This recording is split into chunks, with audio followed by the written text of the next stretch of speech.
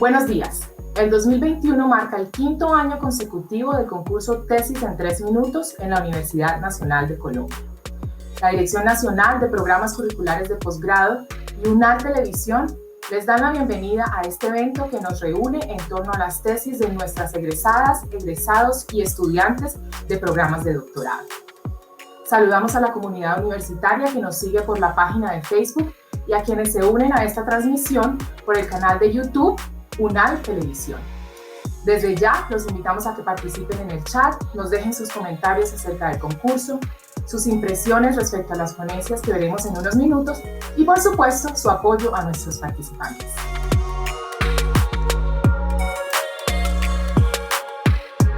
Para quienes nos siguen por primera vez, el concurso Tesis en 3 minutos fue originalmente creado por la Universidad de Queensland en Australia y tiene como objetivo promover las habilidades comunicativas en el ámbito académico de estudiantes de doctorado y egresados recientemente graduados de un programa de doctorado de la Universidad Nacional de Colombia. Asimismo, el concurso busca desarrollar en los participantes la capacidad de presentar su tesis en un lenguaje apropiado para una audiencia no especializada. En el 2017 se llevó a cabo la primera edición del concurso en nuestra universidad y en adelante se ha realizado una versión anual en la que hemos contado con participantes de todas las sedes. Las medidas de distanciamiento social derivadas de la emergencia sanitaria nos llevaron a realizar las versiones del 2020 y 2021 de manera virtual, como siempre con el apoyo de Unimedios y UNAL Televisión. Es así como hemos mantenido la regla principal de hacer una única ponencia en 3 minutos con nuestros participantes exponiendo sus tesis desde donde se encuentren.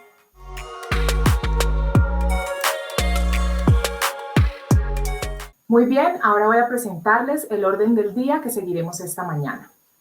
En primer lugar, iniciaremos nuestro programa con las palabras del Director Nacional de Programas Curriculares de Posgrado. Posteriormente les presentaré el jurado calificador. A continuación, daré una breve explicación de las reglas del concurso. Seguiremos con las ponencias de nuestros participantes y finalizaremos esta transmisión con el anuncio de los ganadores. Entonces, sin más preámbulos, para iniciar oficialmente le doy la bienvenida al profesor Flavio Augusto Prieto Ortiz, Director Nacional de Programas Curriculares de Posgrado. Buenos días, profesor Flavio. Buenos días, Patricia. Muchas gracias. Buenos días para todos.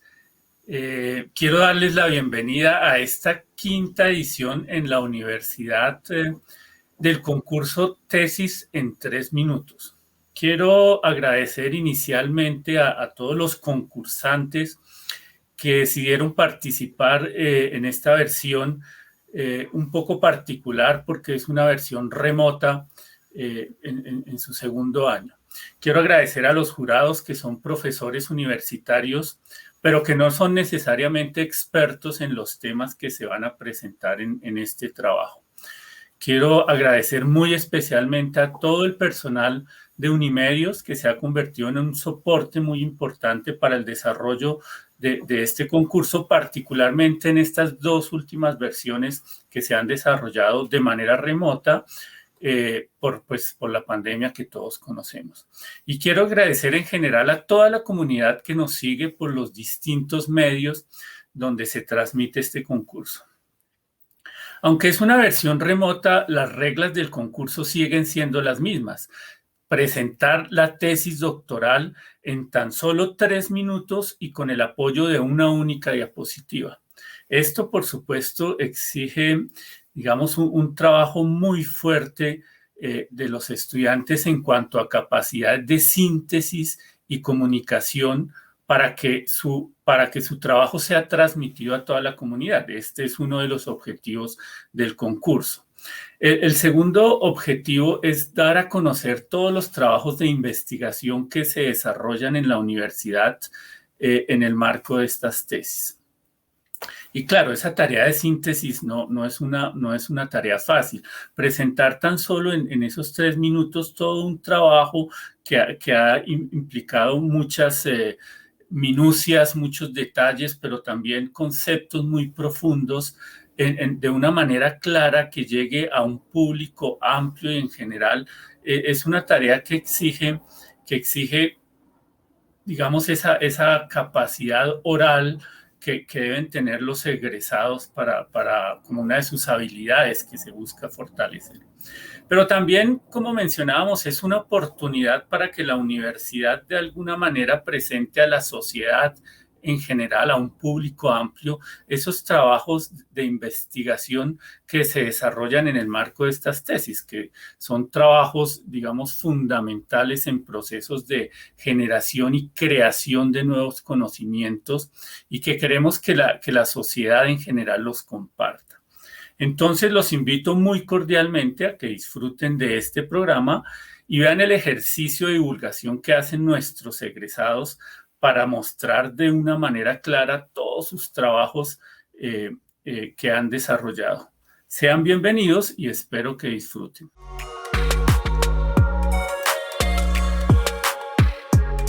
Seguimos ahora con la presentación del jurado, el cual está conformado por el doctor Ignacio Mantilla Prada, quien realizó sus estudios de pregrado y maestría en matemáticas en la Universidad Nacional de Colombia. Posteriormente obtuvo el título de doctor en matemáticas de la Universidad Johannes Gutenberg en la ciudad de Mainz, Alemania. El profesor Mantilla fue el gestor del doctorado en matemáticas y de la maestría en matemática aplicada en la Universidad Nacional de Colombia. A la par de su labor docente e investigativa, tuvo una amplia trayectoria administrativa en la universidad. Entre otros cargos, el doctor Mantilla se desempeñó como director del Departamento de Matemáticas y Estadística, decano de la Facultad de Ciencias durante 3 periodos consecutivos, coordinador nacional de acreditación y rector de la Universidad Nacional de Colombia en el periodo comprendido entre el 2012 y el 2018. Buenos días, profesor Mantilla. Muy buenos días, Patricia.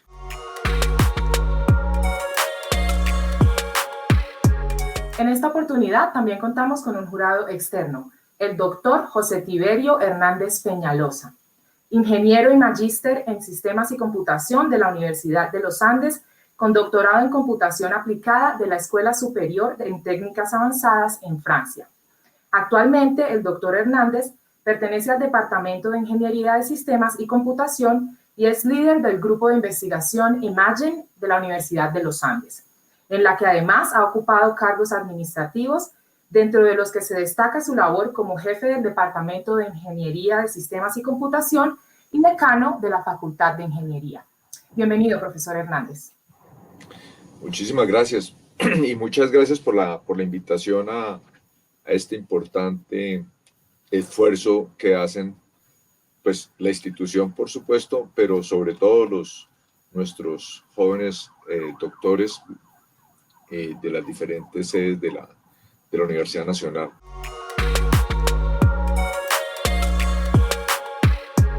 Nuestra tercer jurado es la doctora Luz Amparo Fajardo Uribe, licenciada en Español Principal, Inglés Mayor de la Universidad Pedagógica Nacional, magíster en Lingüística Española del Instituto Caro y Cuerpo y doctora en Filología de la Universidad Nacional a Distancia en Madrid.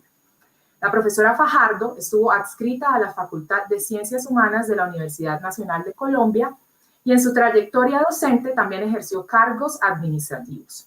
Se desempeñó como directora del área curricular de Ciencias del Lenguaje, directora del Departamento de Lingüística, vicedecana de Investigación y Extensión en Ciencias Humanas, coordinadora académica PEAMA Tumaco y decana de la Facultad de Ciencias Humanas.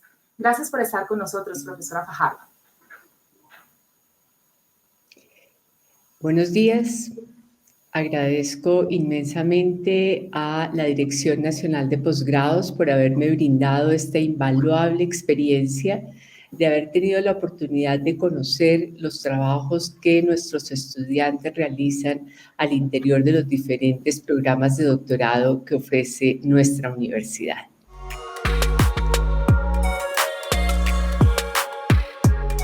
En este momento les voy a explicar rápidamente las reglas del concurso. Primero, solo se permite una diapositiva sin transiciones, ni animaciones, ni movimientos de ningún tipo por participante. No se permite el uso de utilería como disfraces, instrumentos musicales, equipos de laboratorio, sonido de fondo, etc. La duración de cada intervención se limita a 3 minutos. Los participantes que excedan dicho tiempo serán descalificados automáticamente Y lo mismo sucederá si la presentación no llega a los 2 minutos 45 segundos. Las presentaciones se deben desarrollar de manera hablada y no se permite recitar poemas, rapear o cantar. El tiempo se empezará a contar a partir del inicio de la disertación por parte del expositor. La decisión del jurado es definitiva y no puede ser controvertida ni apelada. En caso de empate, en los puntajes de los primeros puestos, el jurado definirá por consenso quiénes serán los participantes premiados. Y por supuesto, también es importante mencionar los premios. El primer puesto recibirá 3 millones de pesos y el segundo y tercer puesto será reconocido con 1,5 millones de pesos.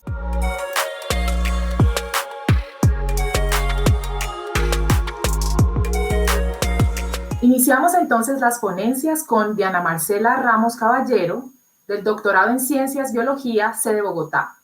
El título de su ponencia es Deporte en niñez y adolescencia. ¿Cómo afecta entrenar en altitud moderada?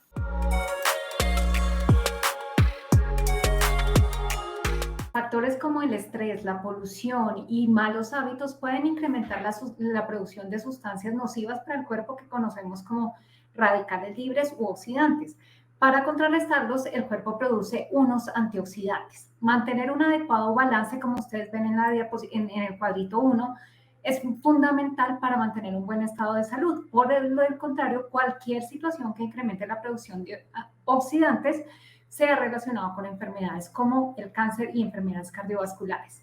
Otros factores como el propio proceso de crecimiento, el envejecimiento y en adultos la vida en grandes altitudes donde hay menos oxígeno y la práctica de deporte de alto rendimiento también pueden incrementar estos oxidantes y alterar este balance. En niños no sabemos si ocurre lo mismo, más si hoy en día los niños practican deporte desde muy temprana edad y las cargas de entrenamiento podrían ser demasiado elevadas. En nuestro contexto, la mayoría de niños deportistas viven en altitud moderada, lo que podría ser un factor estresor adicional. Para saber esto, entonces, tomamos como referencia un grupo de niños que viven a baja altitud, 900 metros sobre el nivel del mar, como ustedes ven en la diapositiva, en el cuadrito con el 1, y miramos qué pasaba con ese balance cuando tomábamos niños también que vivían en la misma altitud y entrenaban un deporte. Y encontramos una mayor producción de estos oxidantes alterando ese balance. Para saber si solo la vida en altitud moderada también alteraba ese balance, tomamos niños que residieran a 2.500 metros sobre el nivel del mar y que no practicaran deporte. Y encontramos que también se incrementa ese balance, se altera ese balance y hay mayor producción de oxidantes, inclusive más que los niños que solo practican deportes. Un cuarto grupo de niños practicaba el deporte y vivía en altitud moderada y encontramos que ese fue el grupo que mayores niveles de oxidantes tenían y por tanto mayor alteración en ese balance. Los antioxidantes en ninguno de los 3 grupos alcanzaron a contrarrestar esos efectos y por el contrario fueron más bajitos comparado con nuestro grupo de referencia de niños que no entrenaban y que vivían en altitudes bajas. Con esto concluimos entonces que practicar deporte y vivir en altitudes moderadas en niños que hacen práctica deportiva a grandes intensidades podría ser un factor que a largo plazo les ocasione alteraciones en su salud y seguramente en su proceso de crecimiento y desarrollo.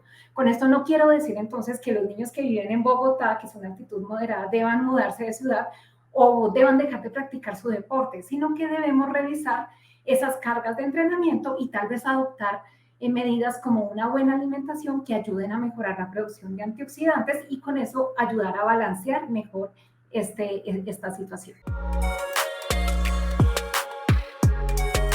Continuamos con Ramiro Andrés Lara Rodríguez, del doctorado en Antropología, sede Bogotá.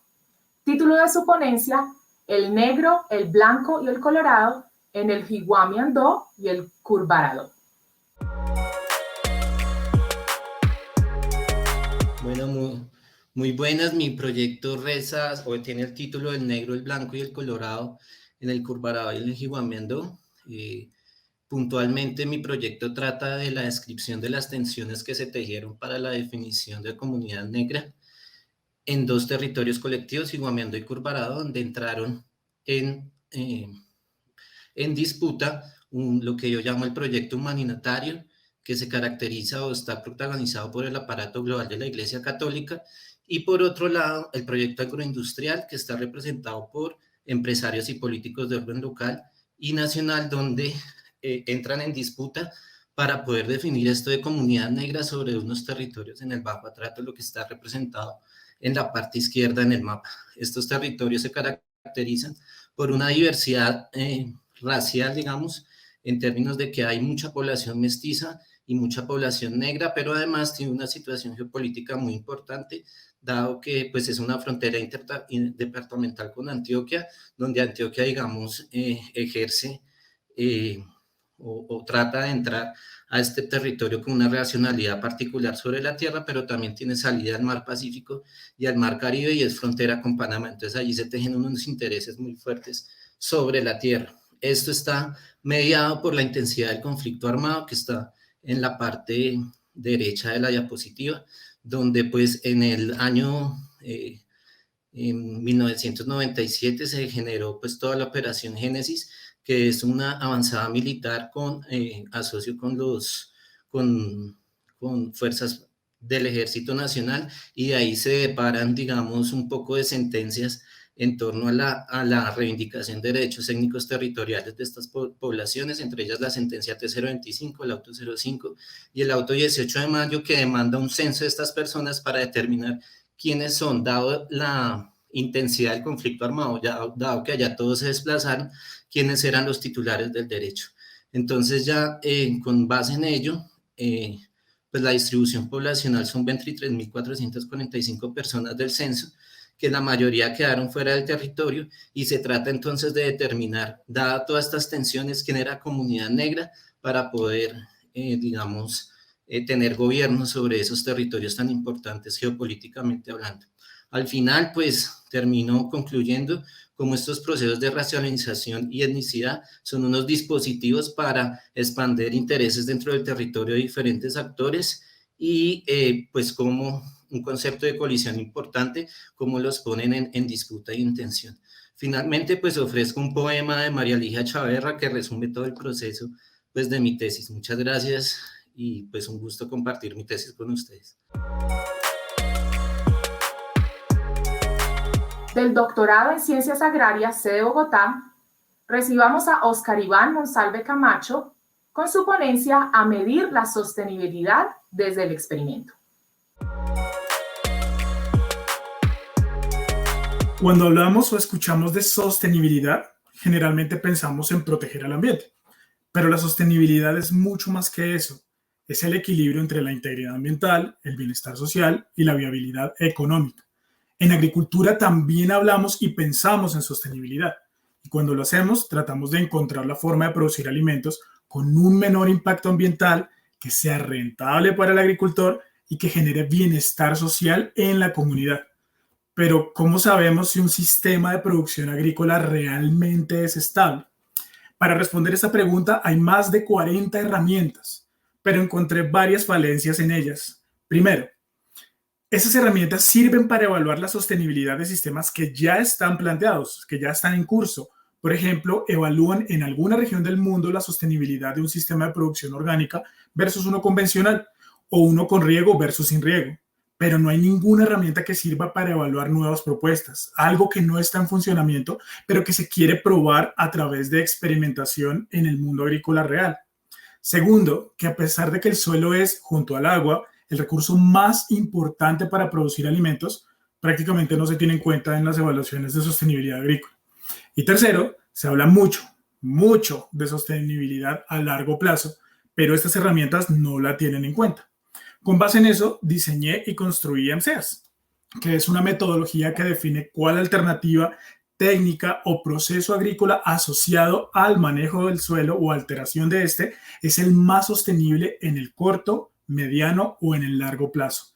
MCEAS permite medir cuantitativamente la sostenibilidad de cada uno de los tratamientos que se esté evaluando en un experimento agrícola enfocado al manejo del suelo.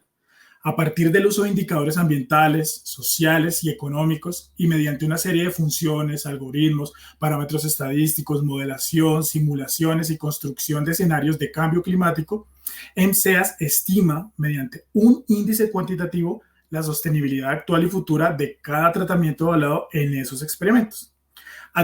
Cuando utilicé MCEAS con datos experimentales reales, encontré dos cosas interesantes. Primero, que no siempre el tratamiento que genera un mayor rendimiento, una mayor producción, es el más sostenible. De hecho, en ninguno de los experimentos que evalué pasó esto. Segundo, el tratamiento más sostenible ambiental, social y económicamente en el presente, en el futuro lo sigue siendo. Y los tratamientos menos sostenibles hoy son cada vez menos sostenibles a lo largo del tiempo.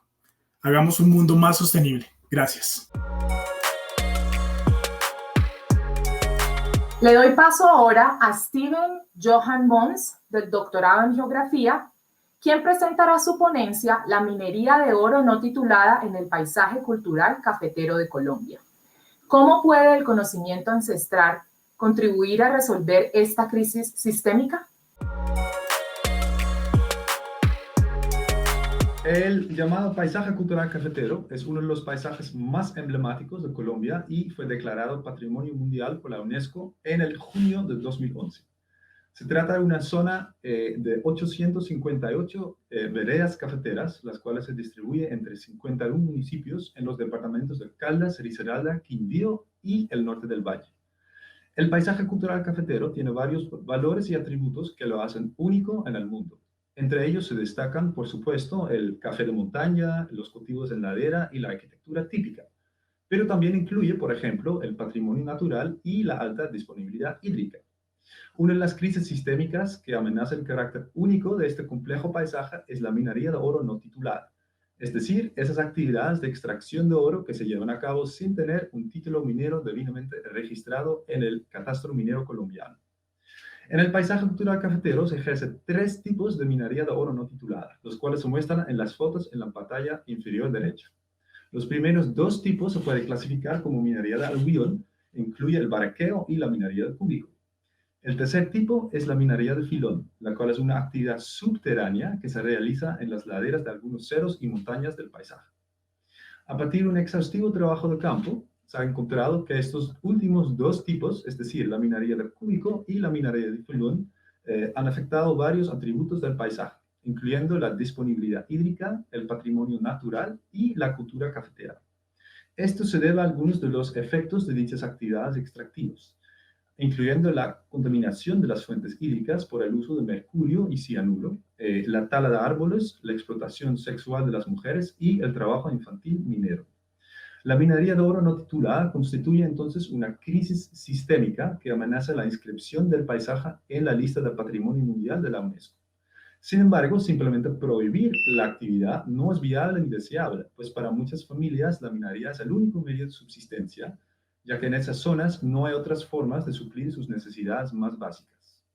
Se ha encontrado que los conocimientos y prácticas ancestrales de la comunidad indígena en Vera Chamí, en el resguardo indígena Cañamome y Loma Prieta, en el norte del paisaje cultural cafetero, puede dar solución a esta compleja realidad territorial. Partiendo de una centenaria tradición minera, los en Vera Chamí han desarrollado jurisdicción propia que trata de ordenar la minería de oro no titulada al interior de su territorio. Los criterios ancestrales de adaptación y resiliencia que guían las resoluciones internas han mitigado varios de los efectos negativos de la minería de oro no titulada en el resguardo, por lo que yo propongo en mi investigación articular conocimientos académicos y ancestrales. Ello debe resultar en una gestión o gobernanza más holística e integral que busca el fomento de las relaciones solidarias, colectivas y sostenibles para resolver la crisis. Continuamos con Natalia Isabel Jaramillo Gómez, del doctorado en Ingeniería, Ciencia y Tecnología de Materiales, sede Medellín. Título de su ponencia, Implantes óseos con impresión 3D.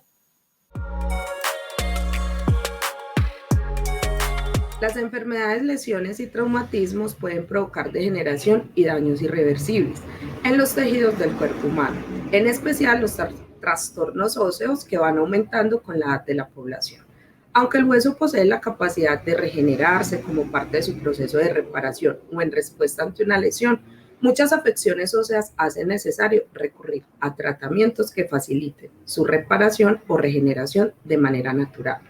Para regenerar, una alternativa diferente a las ya existentes, se planteó la impresión 3D de un andamio a partir de una pasta cerámica que simulara los componentes naturales del hueso. Este andamio, cuando entra en contacto con las células del hueso, sirve de guía permitiendo la generación de hueso nuevo, mientras el andamio va siendo degradado sin generar efectos citotóxicos.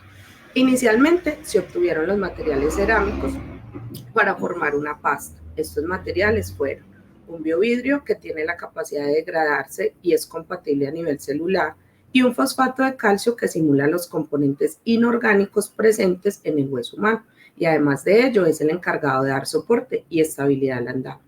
Estos materiales cerámicos fueron obtenidos por rutas químicas como solgel y autocombustión, que permiten obtener materiales cerámicos a escala nano y micrométricas. Una vez conformada la pasta, se pasó por una impresora 3D, a la cual previamente se le dieron parámetros de impresión que simularan el hueso de tipo esponjoso con unos tamaños de poro ya establecidos, lo que permitió imprimir el andamio.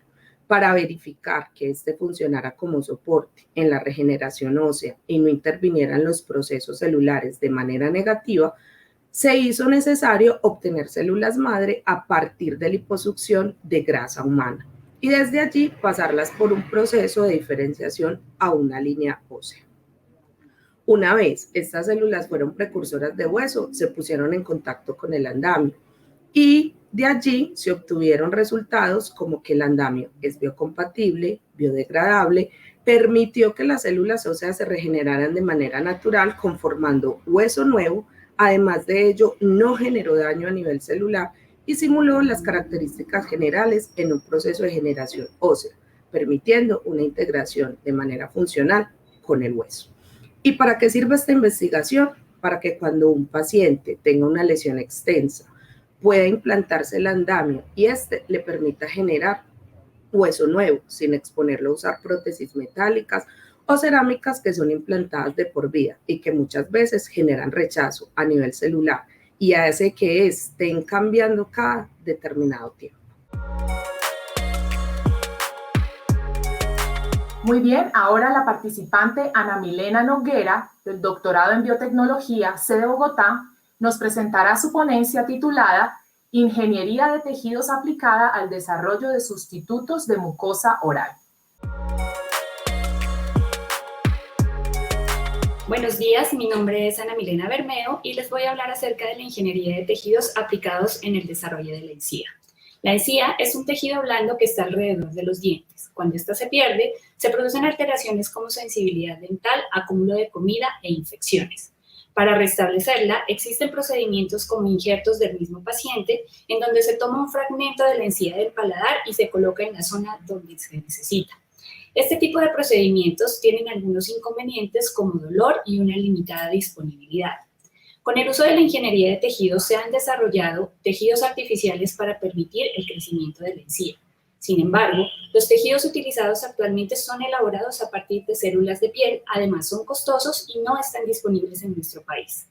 La piel y la encía son tejidos parecidos, pero presentan algunas diferencias, como por ejemplo, en la encía cicatriza mucho más rápido y sin cicatriz. Las principales células que componen estos dos tejidos son los fibroblastos.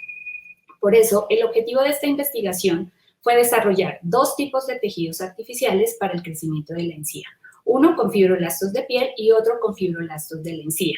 Determinar cuál fue el mejor desempeño en un modelo animal de cerdos. Se realizó un defecto para disminuir la encía alrededor de los dientes y se elaboran los tejidos artificiales, uno con células de piel y otro con células de la encía. Los defectos injertados con el tejido artificial con células de la encía presentaron un mejor crecimiento de la encía, mejor color y una rápida cicatrización.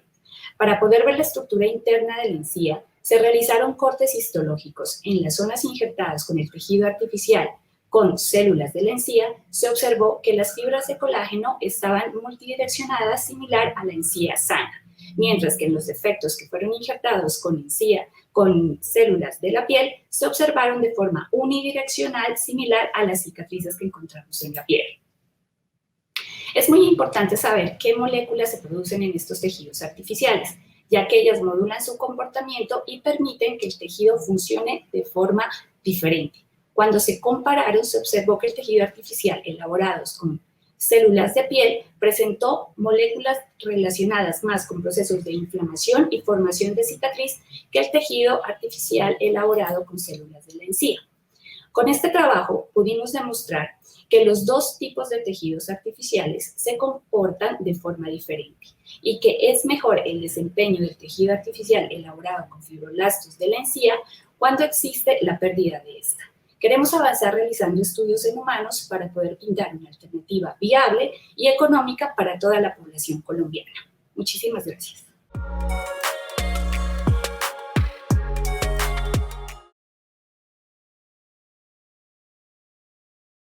Del doctorado en Ingeniería Sistemas, sede Medellín, Stephanie Garcés Arango nos presenta su ponencia Alternativas de gestión para el suministro eléctrico sostenible en zonas no interconectadas.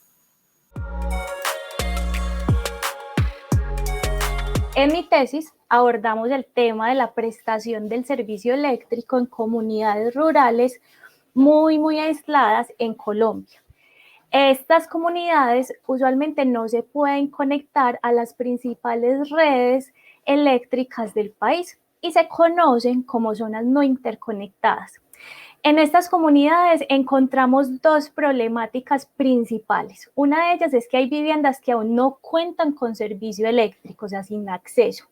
Y también tenemos comunidades que sí cuentan con el servicio eléctrico, pero este servicio es poco sostenible, ya que el servicio se presta por lo general a través de plantas de generación diésel, lo que conlleva a muy pocas horas de servicio eléctrico, a un alto costo de generación y prestación del servicio y la contaminación como tal que generan estas plantas diésel.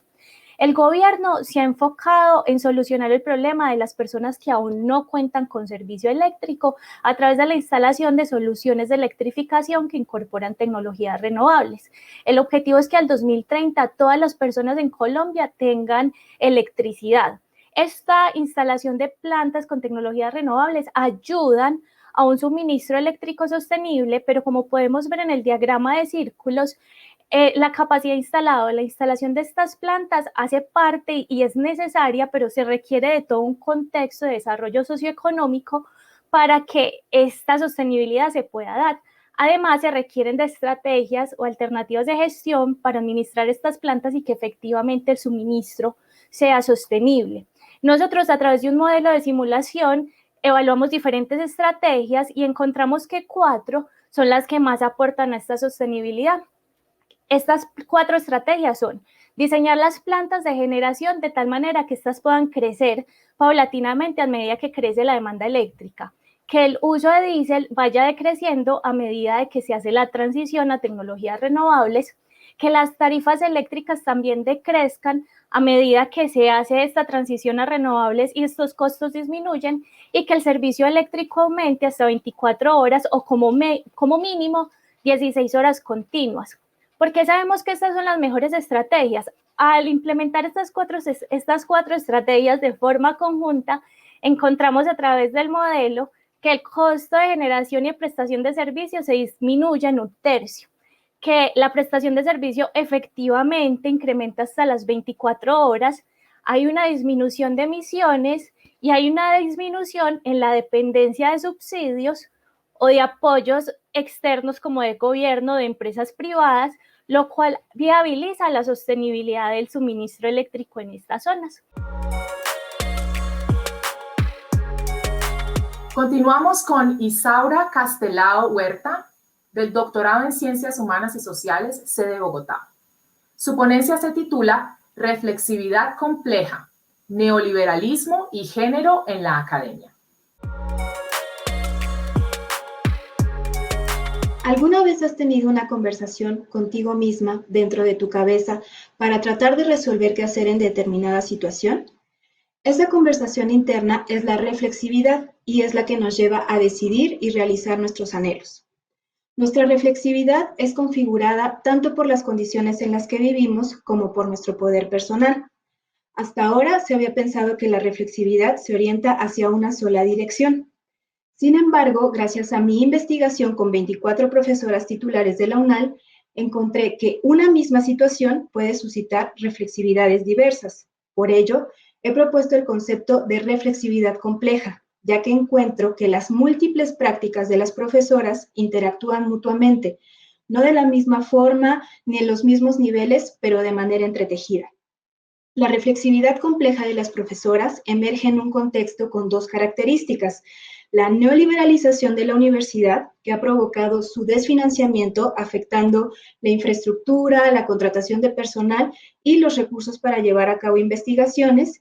Y la segunda, prevalece un orden de género en el que las mujeres somos discriminadas y violentadas, además de que seguimos siendo las principales responsables del trabajo doméstico y de cuidados. Así, este contexto coloca a las profesoras en una posición de desigualdad, con lo que a partir de sus conversaciones internas tratan de sobrellevar y de modificar esta situación. Hay tres cuestiones en las que es posible entrever la reflexividad compleja de las profesoras. La primera, las carencias. Si bien hay una adaptación a tener que trabajar con grupos numerosos y con una infraestructura envejecida, también hay protestas individualizadas y gestiones administrativas que les permiten mejorar sus condiciones laborales inmediatas. La segunda, los tiempos. La falta de recursos provoca que las profesoras deban rebuscarse. Este rebusque, sumado a todas sus otras actividades profesionales y domésticas, las lleva a trabajar todo el tiempo. Sin embargo, hay docentes que afirman que así sea poco a poco y con recaídas, han logrado parar sus ritmos de trabajo a partir de establecer límites. Y finalmente, las relaciones. La falta de recursos provoca envidias y una reducción del tiempo que se puede compartir con colegas. Sin embargo, a partir de prácticas de cuidado y cuidadosas con sus estudiantes y de reuniones con sus grupos de investigación, las profesoras establecen un espacio en el que al compartir y apoyarse construyen una comunidad. Así, hay múltiples prácticas que las profesoras llevan a cabo, mismas que pueden ser contradictorias, ambiguas, desordenadas, pero que finalmente son las que les permiten navegar una universidad neoliberalizada y generizada. Eso es la reflexividad compleja. Le doy paso ahora a la participante Sofía Catalina Henao Aguirre, del doctorado en Ingeniería, Ingeniería Mecánica y Mecatrónica, sede Medellín. Su ponencia se titula ¿Cómo se puede mejorar la comodidad de un usuario de prótesis? Bueno, el reto que yo me planteé fue cómo mejorar la comodidad de un usuario de prótesis. Y para eso, pues primero les cuento que trabajé con usuarios de prótesis de miembro inferior, o sea, además por encima de la rodilla, ¿cierto? Hay elementos que son la rodilla protésica o el pie protésico, pero yo me enfoqué en el socket, que es lo que entra en contacto con el muñón, y eso pues afecta más directamente la comodidad de los usuarios. Para eso entonces yo ¿qué planteé? Planteé como un camino que vemos en la parte superior teórico y una parte experimental, que es lo que vemos en la parte de abajo. En la parte teórica, pues hice simulaciones a través del método de elementos finitos en el que simulaba la marcha humana, o sea, una persona caminando. Entonces apliqué esas fuerzas y esos torques que se generan en el socket para ver eso cómo cambiaba y qué esfuerzos generaba en el muñón. Con esos esfuerzos, entonces ya teniendo como esa distribución de esfuerzos, decidí iterar el coeficiente de fricción, o sea, ese contacto que hay entre el socket y el muñón. ¿Por qué lo iteré? Porque el coeficiente de fricción me relaciona las fuerzas normales o los esfuerzos normales y las fuerzas tangenciales o esfuerzos tangenciales. Entonces yo quería ver esas dos relaciones, pues eso cómo se relacionaba y cómo iba variando cuando yo variaba el coeficiente de fricción, que además es algo que puedo obtener a través de materiales y distintas texturas. Entonces, en la parte experimental, ahí es donde entro con los materiales y texturas. En la parte inferior vemos un tribómetro que también se desarrolló dentro de mi tesis, en el que se medía el coeficiente de fricción directamente en el muñón para ver qué valores teníamos realmente, y también probamos distintos materiales y texturas para ver cómo podíamos cambiar ese valor del coeficiente de fricción. además de todo esto, entonces definí esos umbrales de confort e irritación. Cuando hablo de umbral de confort, entonces a lo que me refería era como la incomodidad que podía generarse por presión, entonces medía con ese aparatico que es un algómetro hasta que la persona dijera que se sentía incómoda. Y irritación, yo generaba un rozamiento con el mismo tribómetro de abajo y quería ver cómo cambiaba la temperatura, que es lo que vemos a la izquierda, una imagen que es una termografía, o ya de una imagen directa, pues ver si aparecía enrojecimiento. Y de ahí entonces uní esos dos caminos, porque la idea era ver con esos umbrales, o sea, con qué coeficiente de fricción podía tener una distribución de esfuerzos que no superara esos umbrales. Ahora, ¿qué fue lo que pasó? Resultó que el coeficiente de fricción realmente no tenía un efecto tan importante en la distribución de esfuerzos. Entonces, lo que nos terminamos planteando fue, ¿será mejor tal vez tener un coeficiente de fricción muy alto que genere una gran adherencia y le permita al usuario tener pues una condición como más cómoda? Y eso fue lo que hice. Entonces fabriqué un socket con una alta fricción y lo probó un usuario que podemos ver ahí, lo comparó con su socket usual y le gustó mucho, o sea, tanto que pidió quedarse con él, porque se sentía más adherencia y entonces mejor propiocepción o control pues de todo su sistema protésico. Muy bien, ahora el participante Wilson Quintero Camacho, del doctorado en Geociencias, sede Bogotá, nos presentará su ponencia Cambio de paradigma de la subdicción en el Caribe colombiano como consecuencia del modelamiento termomecánico. El día de hoy en el concurso Tesis en 3 minutos les voy a hablar del paradigma o idea generalizada vigente en Colombia de cómo la región Caribe colombiana está soportada en el interior de la Tierra. Como podrán observar en el centro de la diapositiva, el territorio colombiano se encuentra ubicado principalmente en la placa tectónica Suramérica, croquis pequeño de color negro, pero las flechas de color azul y rojo indican que el Caribe colombiano se ve afectado por el movimiento de las placas Nazca, Cocos y Caribe. Uno de los debates científicos ha sido cómo es el movimiento de la placa Caribe cuando choca contra la placa Suramérica. Pregunta que un grupo de geólogos ha resuelto a través de observaciones de campo y los terremotos que a diario sentimos en nuestro país, entre otros aspectos. Sin embargo, a través de la teoría de la tectónica de placas, se ha demostrado, por ejemplo, para el Pacífico colombiano, que la placa Nazca se mete por debajo de la placa Suramérica con un ángulo de inclinación mayor a 30 grados, lo que se denomina subducción normal. Para la región Caribe colombiano, objeto de mi investigación, los científicos dicen que hay dos opciones para la tectónica de placas. En una, la placa Caribe se desliza al norte de la placa Caribe sin meterse debajo de la placa Suramérica. Esto se conoce como transcurrencia. En la otra, la idea más generalizada es que la placa Caribe se mete por debajo de la placa Suramérica con un ángulo de inclinación menor a 30 grados, lo que se denomina subducción normal. La idea de subducción plana está soportada en los terremotos, donde los sismos con profundidades mayores a 100 kilómetros, parte superior derecha de la diapositiva, zona de color rojo en el croquis de Colombia, sugiere que la placa Caribe se mete suavemente debajo de Sudamérica en forma casi plana para luego iniciar su descenso en forma más abrupta. Sin embargo, con el desarrollo computacional actual y los modelos físico-matemáticos, yo implementé un modelo termomecánico soportado en variables físicas del interior de la Tierra como temperatura, velocidad, presión, edad de la placa Caribe y tiempo de contacto de las placas Caribe y Sudamérica. Encontré que la subducción plana no es como se viene planteando, sino que la subducción primero es inclinada y luego se vuelve plana a unos 200 kilómetros. Así, en la parte inferior derecha de la diapositiva, presento cómo se va metiendo físicamente la placa Caribe debajo de Sudamérica, iniciando en 1 millón de años hasta 45 millones de años, tiempo de duración de la subducción actual.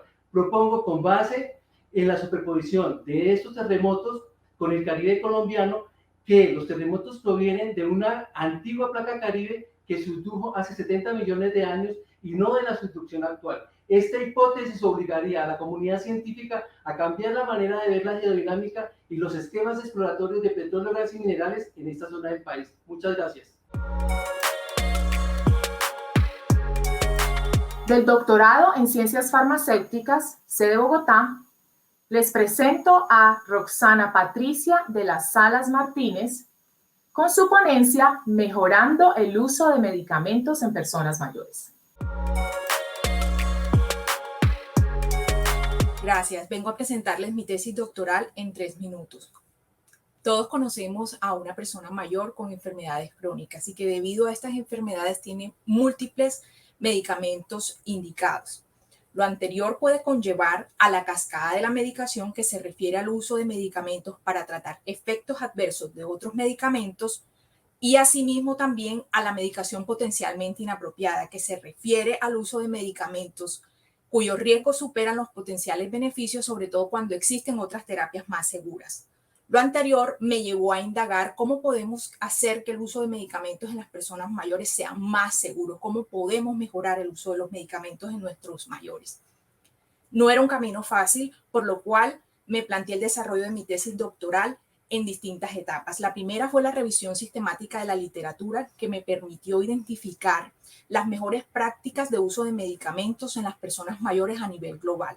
Luego, a partir del análisis de una corte de más de 30,000 pacientes colombianos mayores, pude identificar cuáles eran las necesidades y oportunidades de mejoramiento en la medicación presentes para mejorar el uso de medicamentos.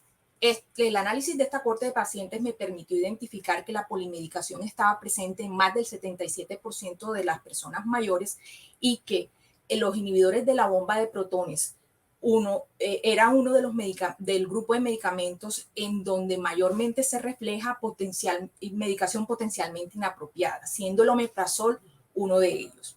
Posteriormente, siguiendo la metodología de consenso de expertos, en donde participaron expertos de Colombia, España y Argentina de distintas áreas de la medicina, farmacología y enfermería, se realizó la validación del algoritmo y criterios de prescripción de medicamentos que los criterios de prescripción estaban acompañados de una lista de 33 medicamentos potencialmente riesgosos en las personas mayores. Además, se generó evidencia sobre los potenciales beneficios que tiene el uso de estas herramientas para los tomadores de decisiones. Todo lo anterior permite concluir que esta tesis doctoral es novedosa e importante, no solamente para los profesionales de la salud y los tomadores de decisiones, sino también para el paciente y su familia, dado que podemos decir que Colombia dispone de herramientas validadas para mejorar la medicación en la persona mayor y en ese sentido contribuir a su bienestar. Gracias.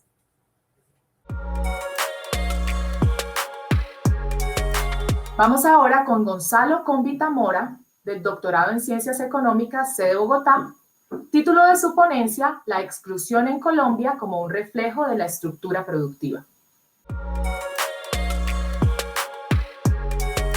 Buenos días, quisiera compartir con ustedes mi proyecto de investigación o mi trabajo de investigación llamado aquí Exclusión en Colombia como un reflejo de la estructura productiva. Este trabajo consta de 30 años de análisis donde se toma una teoría y un análisis cuantitativo alternativo en economía que no es tan común y que definitivamente es uno de los aportes que se hace en la investigación. Por otro lado, si ustedes ven, hay una figura que aparece con una mano y una planta. Eso me recuerda a una experiencia personal donde mi tío me enseñó a recoger la papa del campo y me mostró el valor del trabajo que él hacía. Y a su vez en esta investigación yo pude corroborar que ese sector, la agricultura y la industria, constituyen sectores creadores de valor, productivos en sí mismos, porque son capaces de incorporar conocimiento aplicado a la producción de bienes complejos, que es el secreto del éxito de los países en términos económicos, y también definitivamente estos sectores son capaces de crear buenos puestos y muchos puestos de trabajo, lo cual es un mecanismo importante de transmisión de prosperidad al resto del sistema. Por otro lado, si ustedes ven la otra imagen, que es una mano teniendo un celular con datos financieros, representa para mí el sector constructor, el sector financiero y el sector minero como sectores extractores de valor, como sectores generadores de renta, especuladores, que, por ejemplo, si usted pensara en el precio de la vivienda, cuando el precio sube más que su salario, usted toma más créditos. Y a su vez, si el sistema financiero le cobra una tasa de interés más alta, está extrayendo valor no solamente de nosotros, sino del resto de sectores, y a eso podría sumársele que tomara subsidios del sector público, que entre otras son aportes de los demás partes del sistema productivo. Entonces, En ese sentido, también podríamos tomar otro ejemplo que es el sector minero energético, donde la subida del precio del petróleo genera auges y prosperidad, pero solamente en estos sectores, de tal manera que en el conjunto de la economía uno ve que el crecimiento económico y la creación de empleos es precaria, y cuando hay crisis uno observa que, por el contrario, estos sectores guardan sus rentas, como sucedió en la pandemia, donde el sector financiero creció y los otros se mantuvieron en recesión, de tal manera que en los auges se privatizan las ganancias y en las recesiones se socializan las pérdidas. Es como si nuestro crecimiento siempre fuera esporádico, especulativo y no inclusivo. Ahora les presento a Milena Benavides Cerrato, del doctorado en Ciencias Biología, sede Caribe. Título de su ponencia: Erizos de mar, un modelo biológico para estudiar la conectividad marina en el mar Caribe. Buenos días. Para poder conservar los organismos biológicos del planeta y su biodiversidad, es muy importante conocer sus poblaciones y saber cómo se conectan entre ellas. El uso de técnicas genéticas moleculares ha sido muy importante para este fin, ya que se permiten ver conexiones a nivel de genes.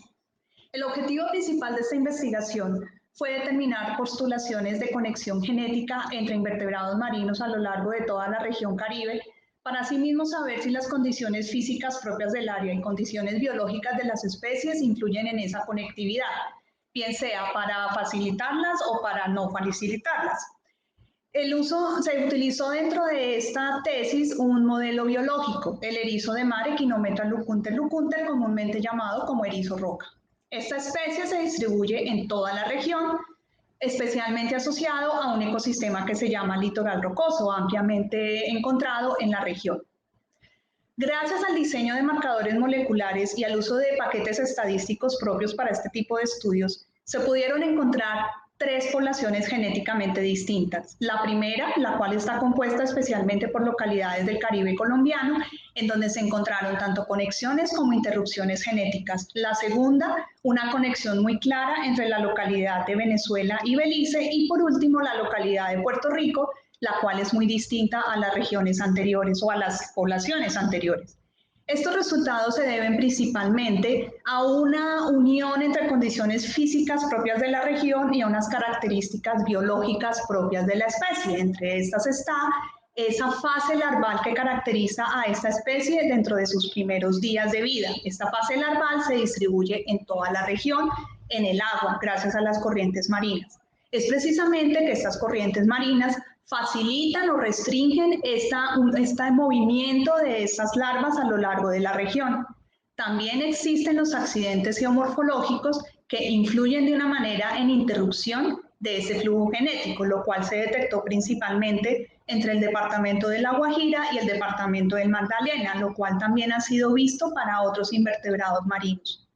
Estos escenarios biológicos que se proponen en esta investigación pueden ser totalmente aplicables para otros invertebrados marinos que se encuentran asociados al litoral rocoso y también que tienen condiciones similares de esta especie, tales como les mencioné en ese ciclo larval primario.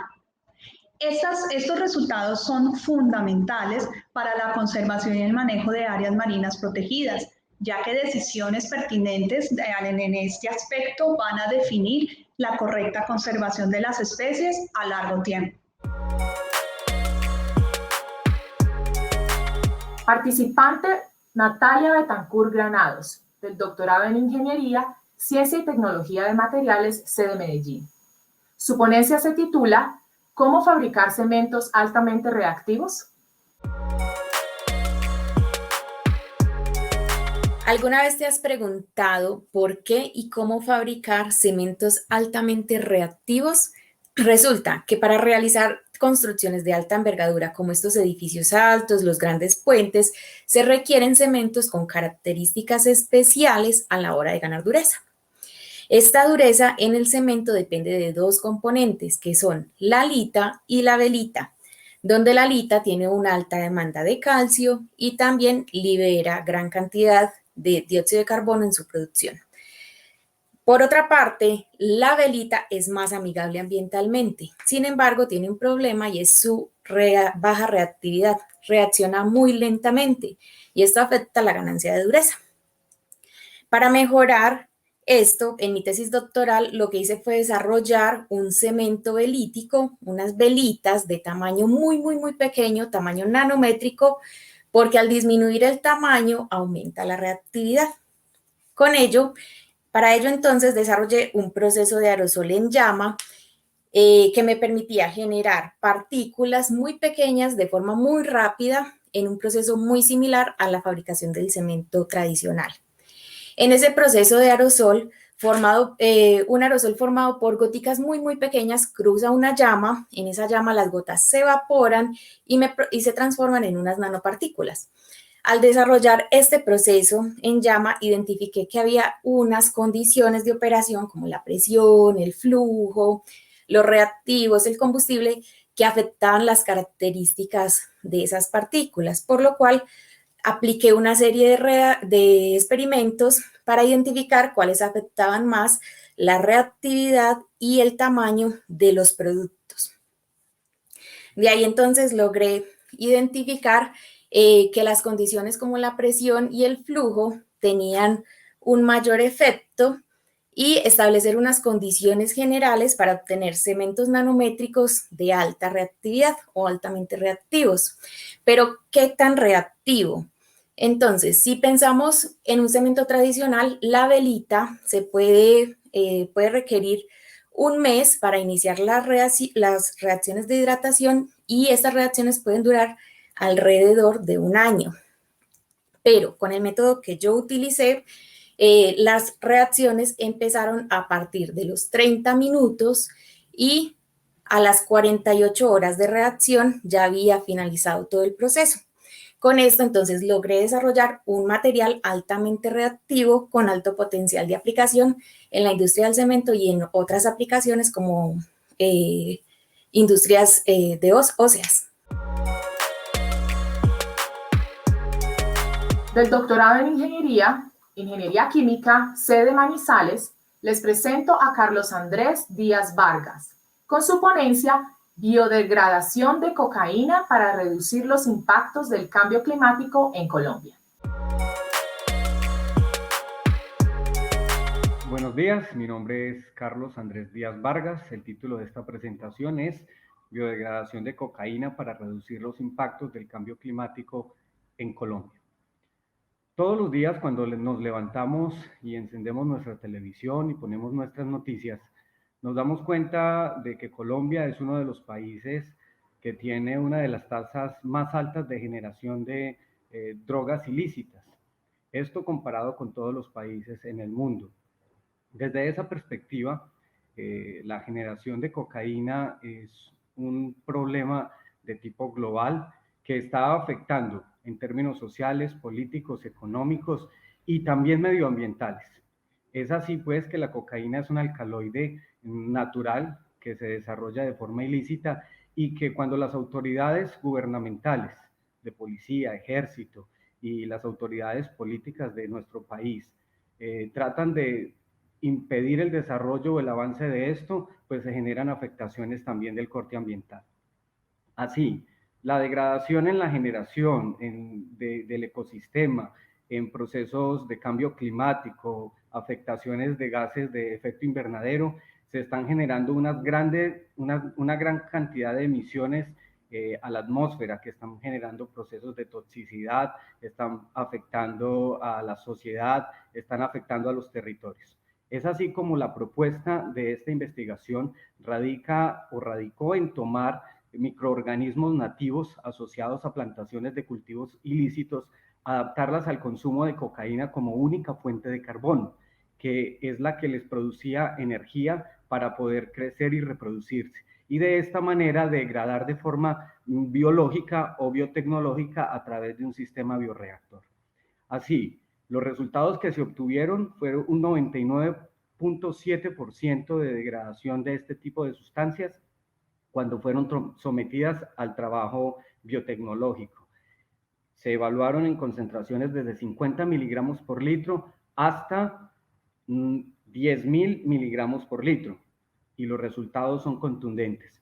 La incineración genera 10 veces más afectación en comparación con el tratamiento biológico. Y si bien económicamente es mucho más rentable el tema de la incineración, no se pueden ahorrar esfuerzos en términos biológicos y biotecnológicos para alcanzar la reducción del impacto de cambio climático. Para que Colombia deje de ser parte del problema y se convierta cada vez más en un mecanismo o parte de la solución. Muchas gracias. Participante Yurani Patricia Manco Rengifo, del doctorado en Ecología, sede Medellín. Su ponencia se titula Transformación del paisaje, diversidad funcional y funcionamiento ecohidrológico. Adelante. Mi tesis de doctorado se fundamentó en 3 líneas del conocimiento de la ecología, que es la ecología del paisaje, que es el estudio de los patrones espaciales de la cobertura vegetal, la diversidad funcional, que es el estudio de las características morfológicas, fisiológicas, fenológicas de las plantas, y la ecohidrología. Para esa investigación, la ecohidrología se fundamentó netamente en los movimientos de agua dentro de la cuenca, es decir, cuánto llueve, de esa agua que llueve, cuánto se queda almacenada en el suelo y cuánto sale nuevamente vía evapotranspiración o caudal. La pregunta de investigación fue cómo esas coberturas vegetales influencian el funcionamiento ecohidrológico de las cuencas y cómo la diversidad funcional de las plantas controlan esos procesos ecohidrológicos. Como pueden ver en la presentación, el pensamiento fue netamente conectivo entre procesos y escalas. Se hizo un diseño comparativo, seleccionando 3 cuencas con su cobertura vegetal conservada y 3 cuencas con su cobertura transformada a otros usos de la tierra. A escala del paisaje, los resultados mostraron que la deforestación de las cuencas es principalmente causada por el establecimiento de pasturas para la actividad ganadera.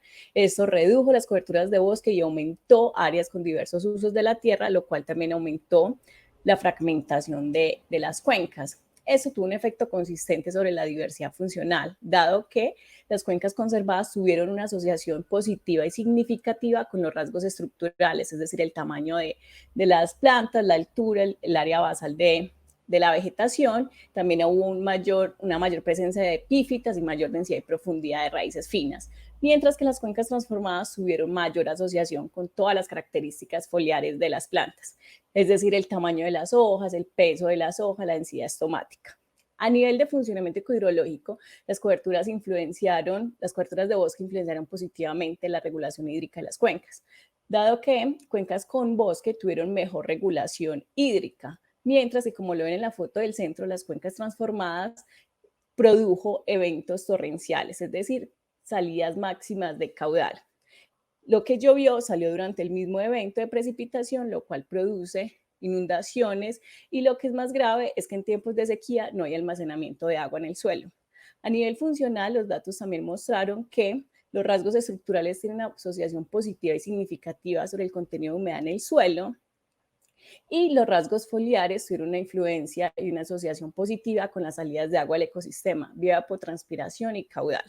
En conjunto, estos datos nos están diciendo que posiblemente puedan soportar una reestructuración en los planes de conservación y restauración de las cuencas, a partir de la conservación de la vegetación y los rasgos funcionales presentes en cada una de las plantas que componen las cuencas. Le doy paso ahora a Oscar Julián Perdomo Charri, del doctorado en Ingeniería, Sistemas y Computación, sede Bogotá, quien presentará su ponencia Análisis automático de imágenes oculares. Hola, buenos días. Ustedes se han preguntado qué tan fácil es conocer la salud ocular de las personas. La respuesta es que es muy sencillo. Con un examen como el que se muestra al lado izquierdo, se puede llegar a conocer fácilmente si la persona tiene alguna complicación a nivel ocular. Pero más allá de saber qué tan bien está nuestra salud ocular, algunas personas no tienen acceso como tal a un examen tan especializado como este, sobre todo si hacen parte de la parte rural o si son de zonas que no son de fácil acceso. Cada vez que estas personas tienen que realizar un control o quieren realizar el análisis de su salud ocular, tienen que cubrir los gastos que tienen que ver con el hospedaje, que tienen que ver con el transporte y en algunos casos llegar a pagar más de un día para poder llegar a conocer como tal cómo está la salud de sus ojos. Esta propuesta lo que busca es generar una plataforma en la cual se pueda llegar a hacer una adquisición fácil, se pueda llegar a hacer un almacenamiento, sin importar si se cuenta con un material como un dispositivo impreso en 3D, una cámara portable o un dispositivo angiógrafo de mesa, en la cual se puede llegar a adquirir por personal, ya sea personal especializado o personal, digamos, que no tengan las capacidades y puedan llegar a almacenar esta información, puedan llegar y tratarla, mejorar la calidad y finalmente se pueda llegar a hacer un análisis inteligente con algoritmos de inteligencia artificial para llegar a dar unas recomendaciones sobre ciertos hallazgos que se pueden llegar a presentar, las diferentes enfermedades y poder dar a conocer cómo es nuestra salud ocular. La propuesta ha sido validada, ha sido probada en 3 brigadas de salud. Una se realizó en el municipio de Quindío, otra se realizó en el municipio en Santa Marta y la otra se realizó en Chía. Esta plataforma actualmente está en uso, se logró gracias a la colaboración con médicos de la Fundación Oftalmológica Nacional y actualmente está disponible para el acceso de todas las personas que puedan llegar a adquirir su propia foto o que puedan llegar a analizar, ya sea en un centro ocular de zona rural, puedan llegar a analizar y puedan llegar a conocer desde si tienen retinopatía diabética, si tienen edema macular diabético, si tienen degeneración macular relacionada con la edad o si tienen algunas complicaciones muy comunes en Colombia, como lo son el glaucoma y algunas otras patologías oculares relacionadas a parásitos que están presentes en el agua o que pueden estar presentes también en el aire. Muchas gracias.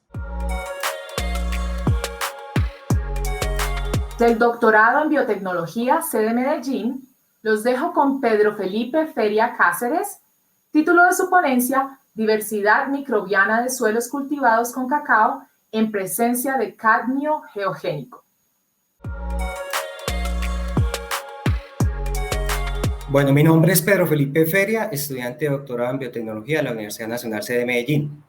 Como introducción tenemos a que Colombia ocupa el 9º lugar como productor mundial de cacao. Recientes publicaciones señalan la presencia de cadmio geogénico en la región de Santander, que cuenta con mayor productividad de cacao en Colombia.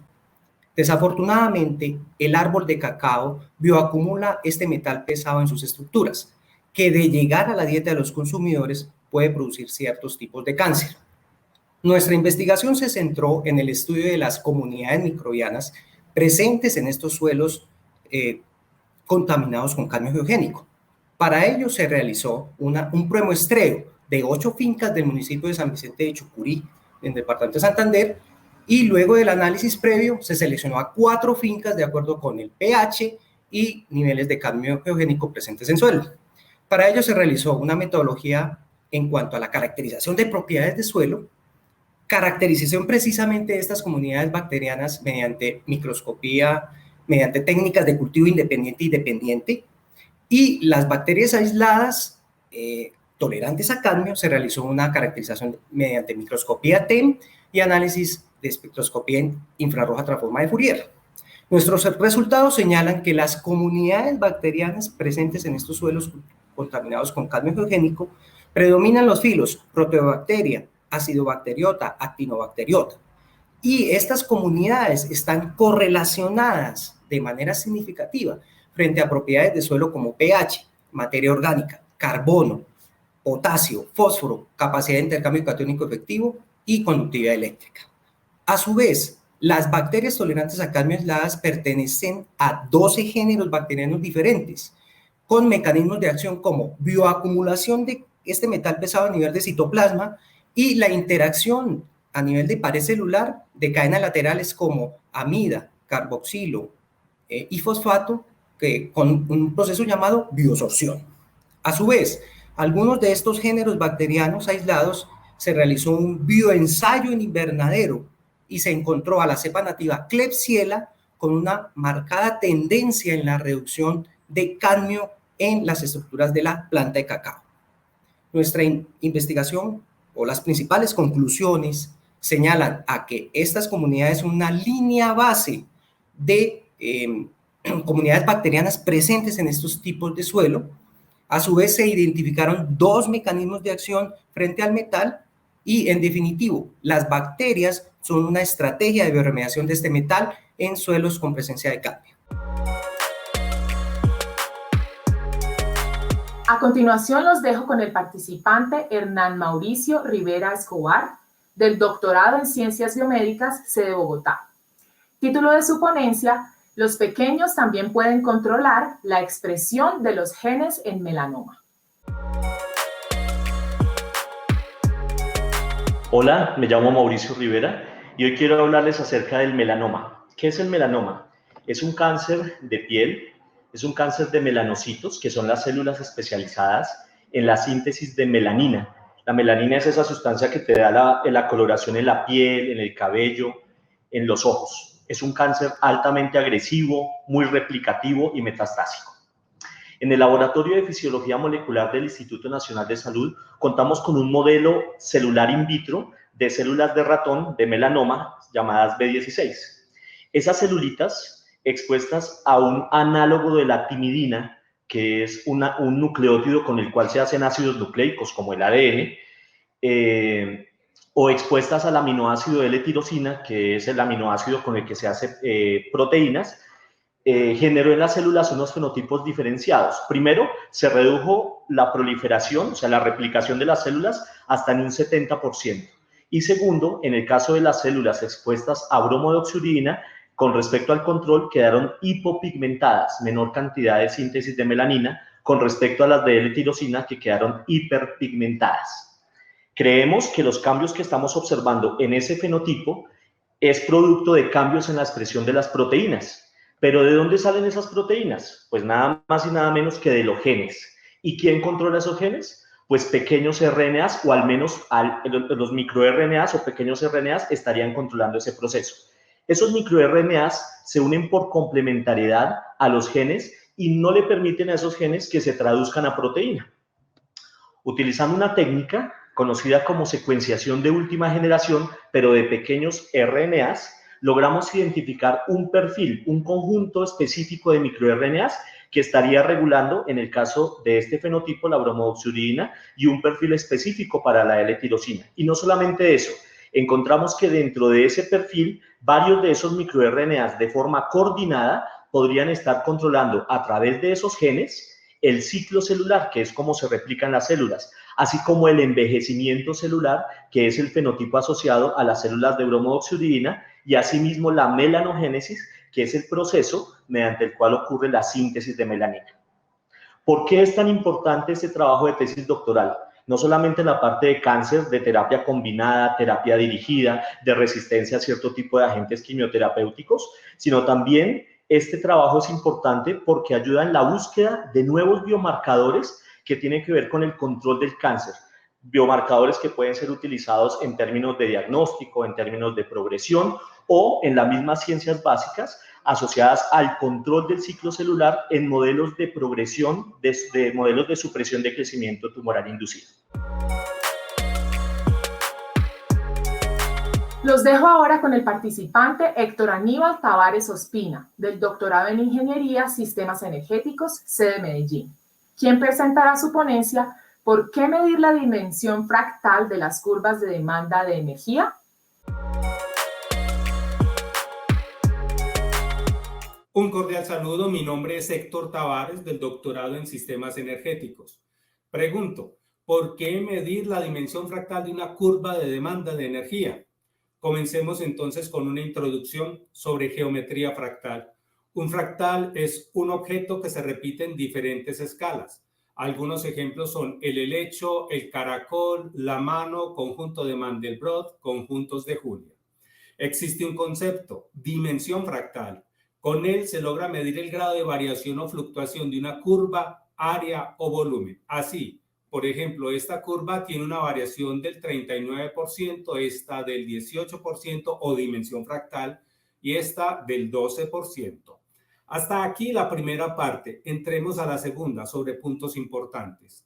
En esta tesis se tienen dos curvas de demanda de energía. Se calculó su dimensión fractal. Esta tiene una variación del 17% y esta del 80%. Luego me pregunto, ¿por qué medir la dimensión fractal de estas curvas?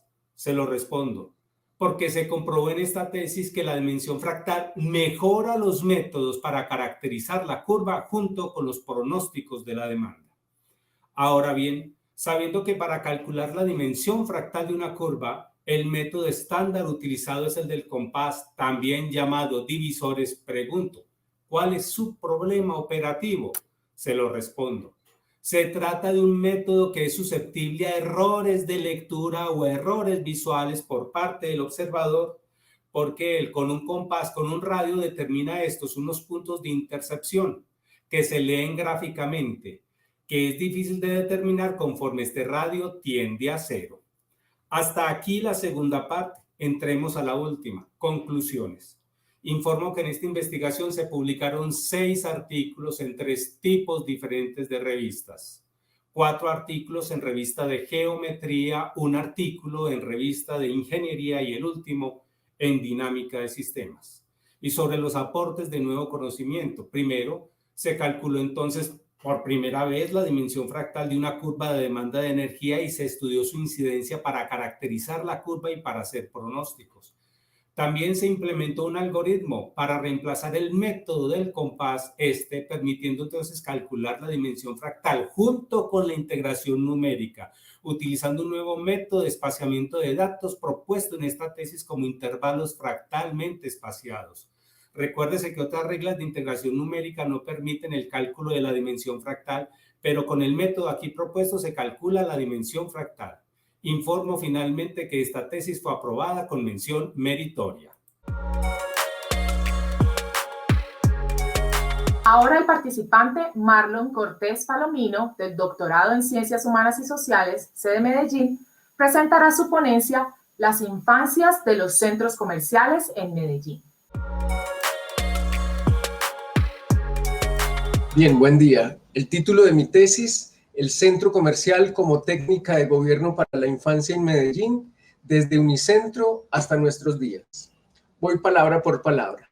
El centro comercial fue mi trabajo de campo, casi 300 fotos, 20 entrevistas, importantes las entrevistas a los gerentes de los centros comerciales. ¿Por qué desde Unicentro? Porque en la investigación histórica que hice de los centros comerciales, Unicentro, noviembre de 1991, va a marcar un antes y un después del estilo de los centros comerciales como un lugar para estar, no solo para comprar. Y 1991 es un año importante, apertura económica, neoliberalismo en Colombia, presidencia de César Gaviria Trujillo, constitución, nueva constitución. El centro comercial como técnica de gobierno. La técnica de gobierno, digamos, es el marco teórico fundamental de Michel Foucault, entendida como un modo de conducir a los sujetos sin la sujeción cuerpo a cuerpo. Entendamos que la espacialidad de los niños en el siglo XX es la casa, la escuela y, a mi juicio, desde 1991, el centro comercial como una espacialidad importante que no tiene que ver con la disciplina, con la regla, sino con la libertad, el espacio al aire libre, que es lo que Deleuze nombra como las sociedades de control. Que busqué en los centros comerciales, busqué todo lo que había alrededor de lo que es un niño. ¿Qué es un niño para un centro comercial? Primera respuesta de un gerente de un centro comercial es un gancho para la billetera del adulto. 2, ¿qué es un niño para un centro comercial? Finalmente es diversión, dicho por una mercaderista del centro comercial. Y entonces me pregunté, ¿qué es la diversión para un centro comercial? Y entonces, dicho por un padre de familia entrevistado, la diversión no es otra cosa sino una hiperestimulación multisensorial. Les traje una foto en la cual se muestra como todo lo que se plantea alrededor de esta hiperestimulación multisensorial: colores fuertes, luces brillantes, sabores potentes, juegos extremos, un juguete. Plus de la investigación, digamos, reconocer que la oferta de infantilización que hace el centro comercial para los niños también es para los adultos. Bien, finalmente, la oferta que tiene el centro comercial para el sujeto no es otra cosa sino una infantilización por la hiperestimulación multisensorial.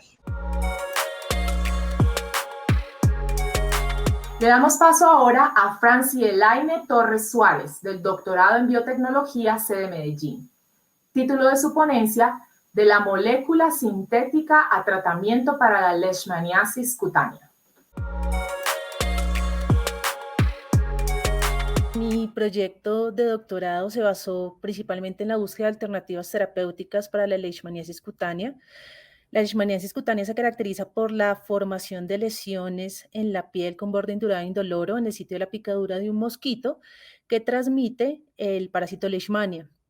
En Colombia, el 90% del territorio tiene este parásito circulante, por lo cual es un problema de salud pública en Colombia. Actualmente hay tratamiento, sin embargo, el tratamiento tiene algunas dificultades como su administración intramuscular, ya que se administran inyecciones durante 28 días diariamente, lo cual conlleva el abandono de tratamiento por parte de los pacientes, así como efectos adversos que ocasionan también pues, que el paciente no recurra a ese tratamiento. Entonces, basados en esto, en principio, aislamos dos moléculas, un triterpeno y un alcaloide de material vegetal. Sin embargo, cuando quisimos ahondar más allá de los mecanismos de acción de estas, pues nos dimos cuenta que había poco rendimiento de extracción, por lo cual aislamos moléculas que fueran sintéticas, con estructuras similares a estas moléculas naturales que tuvieran propiedades antileishmaniales. Entonces, para esto, evaluamos propiedades antileishmaniales en células. Estas células eran humanas para mirar si eran seguras frente a los humanos, y también evaluamos estos compuestos frente al parásito para mirar si estas moléculas eran efectivas sobre este patógeno. De este pool de moléculas aislamos 5 moléculas que tenían esas propiedades, y asimismo evaluamos estas moléculas en el sistema inmune de los humanos para mirar si estas moléculas activaban este sistema inmune y ayudaban a eliminar el parásito, y también si tenían un efecto directo sobre el parásito, tales como daño en la membrana, mitocondria y núcleo. Finalmente, pues tuvimos estas 5 moléculas. Estas 5 moléculas definitivamente tuvieron una actividad bastante interesante. Las colocamos en un vehículo cremoso, y este vehículo cremoso lo que hizo fue colocarlos más o menos en cremita. Se le agregaron a unos hámsters, los cuales estaban infectados con el parásito y tenían estas lesiones bastante importantes dentro de su lomito. Entonces lo que hicimos fue curarlos, colocarles la cremita, y pudimos observar primero cura de estos animales, cerraron totalmente la lesión y adicionalmente regeneraron folículos pilosos o pelo. Entonces tenemos moléculas antileishmaniales con modos de acción conocidos para poder actualizarlos o optimizarlos, y finalmente una aplicación tópica para mejorar la calidad de vida de los pacientes que tienen esta enfermedad. Continuamos con la participante Viviana Marcela Posada Pérez, del doctorado en Ingeniería Mecánica y Mecatrónica, sede Medellín. Título de su ponencia: huesos de magnesio. Anualmente en el mundo se llevan a cabo alrededor de 20 millones de cirugías ortopédicas. Solamente en los 3 minutos que dura esta presentación se estarán realizando más de 100. El 70% de estas intervenciones requieren de un tipo de sustitución de hueso que usualmente se obtiene a partir de donantes cadavéricos. Sin embargo, la cantidad disponible de este hueso natural está dejando de ser suficiente para suplir las demandas de la población. Las intervenciones quirúrgicas relacionadas con el sistema óseo han aumentado en su frecuencia debido, entre otros motivos, al envejecimiento de la población. La pregunta es, ¿qué vamos a hacer? Ya otros autores han propuesto crear huesos artificiales a partir de materiales metálicos, han usado titanios, aceros, les han dado forma porosa y los han implantado en el cuerpo para hacer que el hueso esponjoso crezca a través de ellos. A pesar de los esfuerzos, estos materiales no se van a degradar después de cumplir su función, y como sus propiedades mecánicas son tan diferentes a las del hueso esponjoso humano, van a crear nuevos problemas como refracturas y la necesidad de siguientes intervenciones quirúrgicas para retirar el material. A partir de estos resultados, en mi tesis de doctorado identificamos 3 variables para la sustitución de hueso esponjoso: la geometría, las propiedades mecánicas y la capacidad del material para ser metabolizado de forma segura. Nos preguntamos también si ponemos a estas variables a trabajar en conjunto, si no solo creamos una geometría capaz de imitar el hueso esponjoso humano, sino que también hacemos que promueva el crecimiento del nuevo tejido, conservamos las propiedades mecánicas de un material metálico, pero hacemos que éste se adapte a las diferentes etapas de la formación del hueso. Además, que el material que se absorba pase a ser parte del tejido que estamos formando. Nos dimos cuenta de que usando magnesio podemos lograr este tipo de sustitución. El magnesio es un material metálico que hace parte de procesos importantes en el cuerpo humano. Por ejemplo, es cofactor de más de 300 reacciones enzimáticas, hace parte del material del que están hechos los huesos y tiene un papel importante en la formación del tejido óseo. A este magnesio nosotros le dimos poros en forma de diamante que imitaban el hueso esponjoso humano en su frecuencia de interconectividad. Además, el diseño estuvo optimizado para promover el crecimiento del tejido óseo y conservamos las propiedades metálicas del magnesio. Luego hicimos una modificación superficial con un nuevo método de manufactura que por su naturaleza nanométrica nos permitió tener control sobre la velocidad con la que el material se degradaba, pero a su vez por su naturaleza nos permitió conservar las propiedades mecánicas. Finalmente, mediante pruebas in vitro y in vivo, nos dimos cuenta de que el material era capaz de promover el crecimiento de hueso y que se podía adaptar a todas las etapas de su crecimiento, es decir, que creamos huesos de magnesio. Muchas gracias. Ahora la participante Ivonne Joana Rodríguez, del doctorado en Ciencias Biomédicas, sede Bogotá, presentará su ponencia Envejecimiento y cáncer de mama. Adelante. Buenos días, mi nombre es Ivonne Joana Rodríguez. Yo les voy a presentar mi tesis que se enfocó en el estudio del envejecimiento inmune, conocido como inmunosenescencia, y su relación con el riesgo de cáncer, específicamente el cáncer de mama. El sistema inmune se compone de células como los glóbulos blancos, que son los encargados de la defensa del organismo contra la invasión de parásitos, bacterias o virus. También es esencial en el control y la prevención del crecimiento tumoral. Sin embargo, con el envejecimiento disminuye la capacidad del sistema inmune de vigilar la aparición de células cancerígenas y esto favorece el desarrollo del cáncer, como el cáncer de mama. En Colombia, el cáncer de mama es la causa principal de muerte por cáncer en mujeres. Se ha encontrado que con la edad incrementa el número de casos. En este contexto, mi objetivo fue identificar características de envejecimiento celular en células del sistema inmune de pacientes con cáncer de mama que puedan estar favoreciendo el desarrollo del cáncer. Para esto, nosotros invitamos a pacientes con cáncer de mama recién diagnosticadas y mujeres sanas entre los 42 y 85 años para que nos donaran muestras de sangre. A esta sangre se les separaron los glóbulos blancos y fueron analizados por un equipo que se llama citómetro de flujo que nos permite evaluar célula a célula las proteínas de la membrana celular. Nosotros encontramos que los glóbulos blancos de las pacientes con cáncer presentan proteínas que han sido descritas como características de envejecimiento celular o de células envejecidas. Después de que estas pacientes recibieron el tratamiento convencional con quimioterapia, nosotros volvimos a tomar una muestra de sangre y encontramos que algunas poblaciones de glóbulos blancos perdían esas proteínas que han sido características del envejecimiento y recuperaban su capacidad de vigilar y eliminar las células tumorales. Sin embargo, otras poblaciones celulares incluso ganaban características de envejecimiento, sugiriendo que con la quimioterapia se gana vida, pero se pierden años. Es importante resaltar que la quimioterapia cura el cáncer. Entonces, el envejecimiento celular secundario vale la pena en términos de más tasas de sobrevida del cáncer. La quimioterapia, por un lado, tiene un efecto inmunomodulador que puede hacer que se controle el cáncer y por el otro, favorecer el envejecimiento celular. Este trabajo hace parte del Grupo de Inmunología y Medicina Translacional de la Universidad Nacional de Colombia. Muchas gracias por su atención.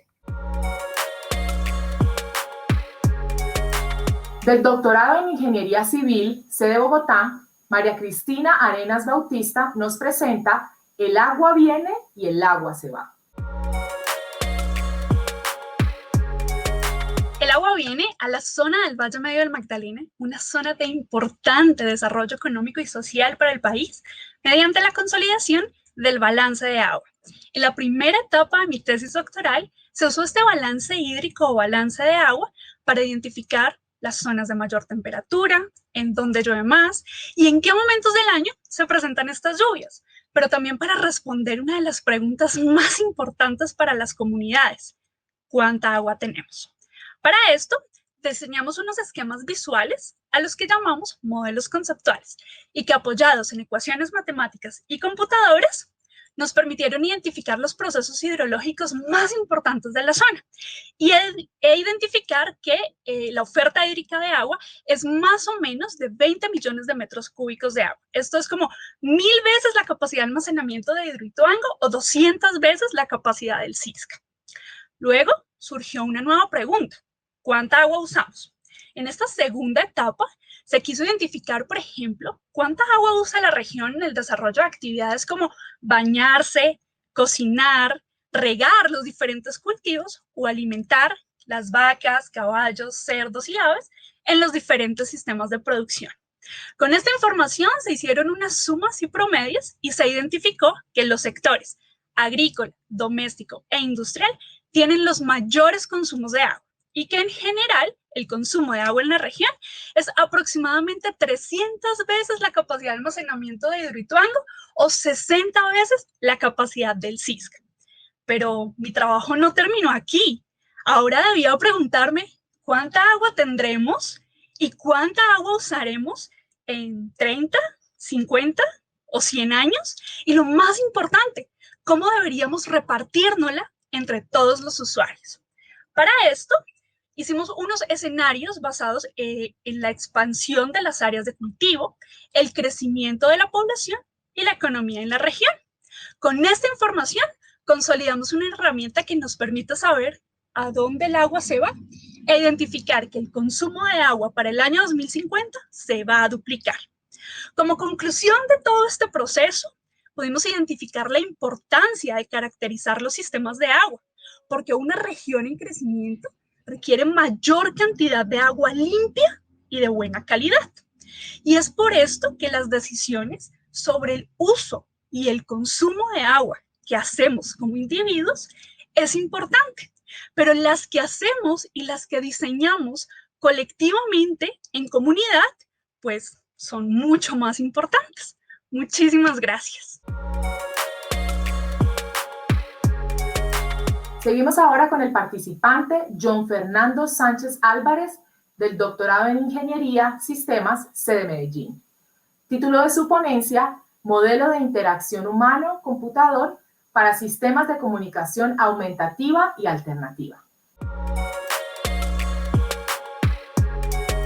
1, 2, 3. Mi nombre es John Sánchez y tengo una enfermedad neuromuscular que afecta a mi voz, situación que me motivó a hacer una investigación enfocada en modelar un proceso de desarrollo de sistemas que facilitan la comunicación en personas con enfermedades neuromusculares. Estos sistemas son conocidos como comunicación aumentativa y alternativa. El problema detectado durante la revisión de literatura, y particularmente en mi vida cotidiana, es la baja usabilidad de estos, lo que genera que sean abandonados rápidamente por sus usuarios. La usabilidad es el grado en el que el sistema puede ser usado con eficacia, eficiencia y satisfacción. Cada actividad en este modelo está diseñada en las características especiales que son inherentes a las personas con enfermedades neuromusculares. Iniciando con el modelo de procesos humanos que se usó para realizar 4 tareas específicas para comprobar la capacidad de movimiento de un grupo heterogéneo de personas con diferentes enfermedades para así identificar qué método de interacción se puede adecuar. Seguidamente se proponen una serie de requisitos no funcionales que ayudan al desarrollador. Además, se sugiere el método de escenario-actor para la toma de los requisitos funcionales finales. También, se propone el uso de un paradigma de desarrollo llamado programación modular, el cual posibilita un mantenimiento o modificación del sistema. Para finalizar, se debe evaluar el sistema. Por las dificultades de acceder a los usuarios no se hace práctico realizar las evaluaciones de forma clásica como es entrevistas in situ. Para solventar esto, se sugiere realizar una evaluación heurística donde hay 9 características evaluadas por 50 usuarios. Luego un experto en temas de comunicación debe asignar una puntuación de presencia a cada característica en su sistema para obtener la usabilidad total.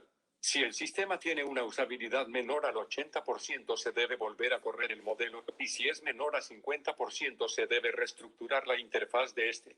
A partir de este modelo se creó un sistema, el cual arrojó una usabilidad del 84%, el cual se basa en un cambio de paradigma basado en un cuadrado con las posiciones izquierda, arriba, derecha y abajo.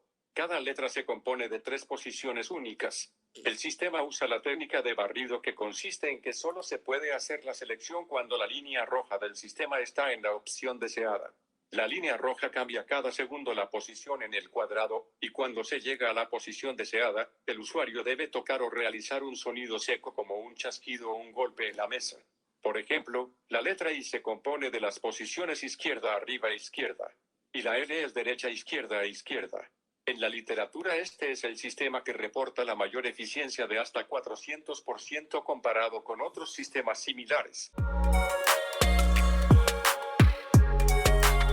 Los dejo ahora con la participante Diana Rosas Riano, del doctorado en Antropología, sede Bogotá. Título de su ponencia, Ir fuera, menstruación, Yurupari y movilidad. Trayectorias espaciales y experiencias corporales de mujeres indígenas del Mirití, Paraná. Ir fuera, menstruación, Yurupari y movilidad es el título de mi investigación, donde la menstruación es el tema central. La experimenté en el río Mirití, que queda en la Amazonía Oriental, y donde viven los pueblos Yucuna, Matapí, Tanimuca y Letuama. Fue de una manera diferente. Allá se le dice Huacá, Pojó, Ijnacaná a la menstruación, y Huacá Perí al ritual masculino del Yurupari. Ambas palabras tienen en común el vocablo huaca, que quiere decir ir fuera, y ambas hacen alusión al proceso ritual de convertirse en hombres y mujeres adultos.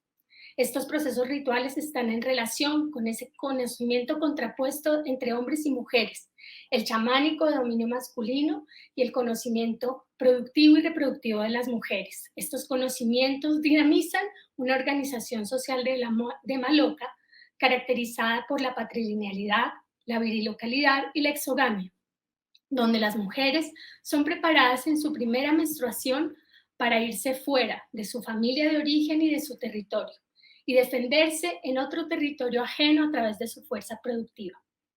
Es por esta razón que hice de la menarca el punto de partida de las trayectorias de vida que trabajé y construí con 11 mujeres de distintas generaciones y con experiencias distintas de movilidad entre Bogotá, Leticia y su territorio de origen. Este cuerpo de tesis se organiza a través de 2 grandes flujos. El primer flujo busca responder a la pregunta por cómo desde esa experiencia de las mujeres viven esa exogamia y en el marco de una historia colonial. Mi interés, como lo ven en la diapositiva, es ver cómo cada una de ellas vivió ese proceso ritual, cómo fue descubrir ese primer sangrado. Sus trayectorias me mostraron que las experiencias educativas también habían sido parte de ese proceso de devenir mujeres y de tener distintas experiencias de ir fuera. Unas cumpliendo con esa regla de la exogamia, pero otras también viviendo nuevos matrimonios, nuevas formas de movilidad y trabajos. El segundo gran flujo me inquieta para responder la pregunta de cómo las mujeres a través de esas múltiples movilidades redefinen los espacios gracias a la forma como materializan su fuerza productiva y reproductiva. Esto lo hago adentrándome en las motivaciones, en la forma como enfrentan esa relación con ese conocimiento chamánico y quienes lo detentan. Y graficando sus diferentes trayectorias, pude contrastar patrones de movilidad entre las distintas generaciones y en relación a esa historia regional. Finalmente, en el último movimiento de ese flujo, me intereso por ver cómo esa fuerza productiva les permite sortear los desafíos de 2 regímenes económicos diferentes. Gracias. Del doctorado en Ciencias Física, sede Bogotá, los dejo con Jorge Arturo Calderón Convita. Título de su ponencia, El secreto detrás del Premio Nobel, Exchange Bias en multicapas. Hola, mi nombre es Jorge Arturo Calderón Convita y soy candidato a doctor en Ciencias Física de la sede Bogotá. El día de hoy quiero compartir con ustedes el secreto detrás del Premio Nobel. Ustedes se preguntarán, ¿pero qué Premio Nobel? En 1989, Albert Fert y Peter Gutenberg descubrieron la magnetorresistencia gigante, un fenómeno que se basa en la variación de la resistividad de un material constituido por varias capas metálicas. Unas de esas capas son magnéticas y las otras no lo son. Esa variación se controla a partir del campo magnético. Stuart Parkin, en IBM, junto con sus colegas en IBM, International Business Machine, logra sintetizar y construir un disco duro basado en este fenómeno. El impacto de este desarrollo tecnológico le condujo a producir dispositivos electrónicos mucho más pequeños y un almacenamiento de información mucho más grande, impensable para la época de la década de los 90, generando así el galardonamiento de estos dos científicos con el Premio Nobel en el 2007. Bien, pero ¿cómo lo hicieron? ¿Cuál es el secreto detrás de este Premio Nobel? El secreto se llama Exchange Bias. El Exchange Bias es un efecto de interfaz en un contacto que hay entre un material antiferromagnético y otro que es ferromagnético. De esta manera, la magnetización de un material queda anclada, queda fija, y sin importar el campo magnético aplicado. En ese sentido, las capas que están superiores a él pueden cambiar libremente. Esto genera un control sobre la resistividad eléctrica, generando sensores de campo magnético mucho más sensibles. ¿Por qué es importante esto? Porque, recordemos, un bit es un pequeño imán. Y entre más pequeño sea ese imán, pues más débil es el campo magnético para poderlo detectar. En mi tesis, lo que pudimos obtener fue sintetizar multicapas, es decir, un material conformado por capas, análogo a lo que hizo Stuart Parkin, pero con una innovación importante. Las capas ya no son todas metálicas, hay unas que son semiconductoras y otras que son metales magnéticos con característica antiferromagnética. Ellos también presentaron Exchange Bias, significa que puedo construir cabezas lectoras también a partir de esta construcción. Lo importante es que fueron hechas con los mismos sistemas que en la actualidad se aplican para la industria electrónica y a temperatura ambiente, beneficiando el consumo energético e impactando positivamente pues el cuidado del medio ambiente.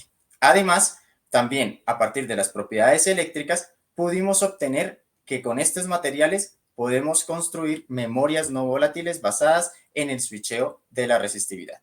Muchísimas gracias por su atención. Participante Harvey Alexander Martínez Rodríguez del doctorado en Ingeniería Automática, sede Manizales. Título de su ponencia, Celdas de combustible de hidrógeno de óxido sólido. Buenos días. Hablemos de celdas de combustible de hidrógeno y de energías renovables. Como se puede ver en la diapositiva, se ve un esquema de la economía del hidrógeno. El hidrógeno es un vector energético y se requiere de la electrólisis del agua usando energía solar, eólica, geotérmica para obtener el hidrógeno y de así poder alimentar todo el sector de consumo energético. ¿Usando qué? Pues una celda de combustible de hidrógeno, ya que produce energía y agua en forma de vapor. Y este proceso es cíclico. ¿En qué es una celda de combustible de hidrógeno? Pues en sí, pues es un sistema de varias capas. Lo podemos ver como si fuera un sándwich, el cual tiene dos rebanadas de pan, que es muy esponjoso, y en el medio jamón y queso. Pero en este caso, un ánodo, un cátodo en las partes externas y en el medio un electrolito, el cual va a mediar todo el proceso. Este es un sistema electroquímico influenciado por la temperatura. Actualmente trabaja entre 800 y 1000 grados Celsius y el interés ahora de investigación es disminuir estas temperaturas de trabajo entre 500 y 700 grados Celsius. Por tal motivo, pues lo que hace el cátodo es que permite el flujo del oxígeno y el ánodo el flujo del hidrógeno, se genera el intercambio electroquímico, se colectan los electrones y adicionalmente, en el momento que se une o se recombina el hidrógeno con el oxígeno, se forman moléculas de agua. A continuación se puede ver una micrografía obtenida en un microscopio electrónico de un dispositivo de celda de combustible que se pudo obtener en nuestro laboratorio con ánodo y cátodo que son muy porosos para el flujo del combustible y un electrolito de doble capa, el cual presenta una densidad muy alta. El cátodo es praseodimio bario manganeso. A continuación podemos ver una medida de conductividad en función de temperatura, que es la capacidad de un material de movilizar electrones. Como se puede ver acá, está una comparación con la revista Nature y la de Journal Power Source, que son materiales de cátodo muy conductores a 800 grados Celsius. Lo que hicimos nosotros fue hacer 5 muestras con las mismas condiciones, mejorarlas, y lo que hicimos fue obtener una mejor conductividad en estas mismas temperaturas, y si se compara con temperaturas un poco menores como de 580 grados Celsius, también la conductividad es muy alta. Estos resultados se presentaron en una revista, se pudieron publicar, y estos en sí pues son 2 datos muy importantes, tanto el dispositivo que se formó y también pues estos valores de conductividad, que si los comparamos con la revista Nature, que es las de mayor impacto en la parte de investigación científica, pues es unos valores muy sobresalientes. Muchas gracias por su atención prestada y que tengan un bonito día. Continuamos con la participante Tania Marisol González Delgado, del doctorado en Ciencias Biología, sede Bogotá. Su ponencia se titula Roedores y zarigüeyas atrapadas en incendios. Hola, mi nombre es Tania González y les vengo a hablar sobre cómo afectan los incendios forestales a los pequeños mamíferos no voladores. Los incendios forestales son un disturbio que puede ocurrir de manera natural, por ejemplo, gracias a tormentas eléctricas, o intencional, como ocurre en países como Colombia, en donde se usa el fuego para despejar la tierra y generar rebrotes y nutrientes en actividades agropecuarias, en donde los incendios se salen de control de estas prácticas. Precisamente en este contexto se encuentra la región de la Orinoquía colombiana. Los incendios forestales pueden llegar a ocasionar diferentes efectos físicos y ecológicos. En este estudio nos centramos en algunos efectos ecológicos sobre la vegetación y la fauna. La vegetación y la fauna están fuertemente ligadas. La vegetación es la que proporciona el alimento y el hogar a los animales, y los animales ayudan a la vegetación en diferentes procesos como la dispersión de semillas y la polinización. ¿Se imaginan ustedes un bosque sin animales? ¿Qué pasaría con la vegetación? De acuerdo con esto, en esta investigación nos planteamos evaluar cómo variaba la diversidad de los pequeños mamíferos no voladores, que son pequeños roedores y marsupiales, en bosques afectados y no afectados por incendios, y para esto comparamos las poblaciones de los pequeños mamíferos en sitios quemados y no quemados y observamos su relación con la vegetación. Como resultado, encontramos que los bosques que fueron quemados, la riqueza y la abundancia de especies de plantas fue menor y que el fuego favoreció los estratos bajos de la vegetación como las hierbas y los pastos, mientras que los bosques no quemados tenían una mayor diversidad de plantas de diferentes tamaños. Respecto a los pequeños mamíferos, encontramos diferentes especies. Encontramos, por ejemplo, que la zarigüeya común no le gusta y no se encuentra en bosques quemados, sino que prefiere bosques saludables, y este patrón puede ser atribuido a que el incendio afectó enormemente a la vegetación, reduciendo así la disponibilidad de recursos y alimentos para esta especie. Otra especie, el ratón de caña, se vio favorecido en bosques quemados, encontrándose en grandes cantidades debido a que esta especie aprovecha los recursos y las zonas abiertas e intervenidas como las que dejaron los incendios. Y también encontramos una especie que fue indiferente al fuego. Este estudio muestra cómo los incendios tienen un efecto negativo en la vegetación y cómo la vegetación tiene un papel muy importante en la presencia de diferentes especies de mamíferos, resaltando así la importancia de prevenir incendios forestales en ecosistemas como los bosques de galería. Y a futuro, dado que en los bosques tropicales se están presentando cada vez más incendios y que aún hay un gran desconocimiento en cómo responden los animales, es importante seguir investigando este tipo de impactos y conocer las consecuencias que tienen los incendios tanto en la fauna como en la vegetación y generar información que oriente los esfuerzos de conservación. Muchas gracias. Finalmente tenemos a la participante Laura Marcela Londoño Vázquez, del doctorado en Ingeniería, Industria y Organizaciones, sede Medellín. Título de su ponencia, Enseñanza de valores morales por medio de juegos serios. Cordial saludo para todos. Constantemente salen a la luz pública situaciones como malos manejos de dinero, corrupción, tráfico de influencias, que nos hacen preguntarnos qué podemos hacer para que esto no siga sucediendo. La ética es un tema de interés para la sociedad, debido a que es una manera de luchar contra la corrupción. Sin embargo, a la hora de formar en ética, los resultados no son contradictorios. ¿Debido a qué? Primero, se enseña menos de lo que debería enseñarse en el tema ético. En la investigación fue posible establecer que el 24% de los programas de posgrado del área metropolitana del Valle de Aburrá tienen materias relacionadas con ética. Segundo, cuando se enseña no se toma de la manera totalmente seria. Y tercero, no se enseña de la manera correcta. De esta manera, se investigaron los juegos serios como herramientas con un propósito educativo que pueden apoyar la formación en ética. Se creó una metodología para el diseño de estas herramientas con la cual cualquier persona podría diseñar un juego de manera simple, amigable y a partir de algunos pasos sencillos.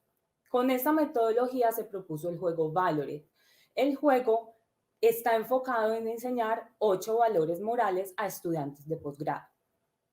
En el juego, los participantes son miembros de una organización. Inician en un nivel operativo y van ascendiendo en la jerarquía hasta llegar a la alta gerencia. Allí son declarados ganadores. Esto se hace a partir de la respuesta a algunas preguntas teóricas y a situaciones y retos organizacionales relacionados con la ética y los valores.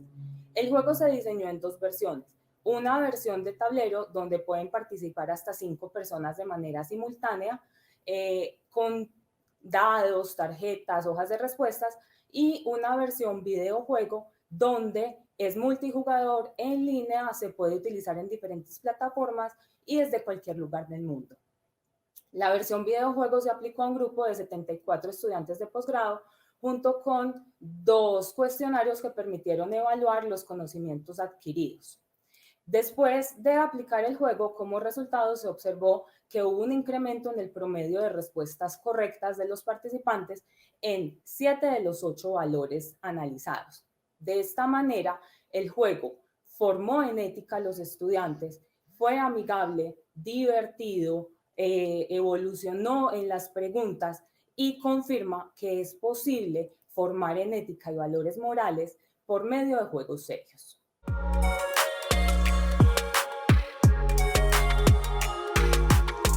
Muy bien, mientras el jurado delibera y conocemos los ganadores de este año, por favor, déjennos sus mensajes en el chat de Facebook y de este canal de YouTube.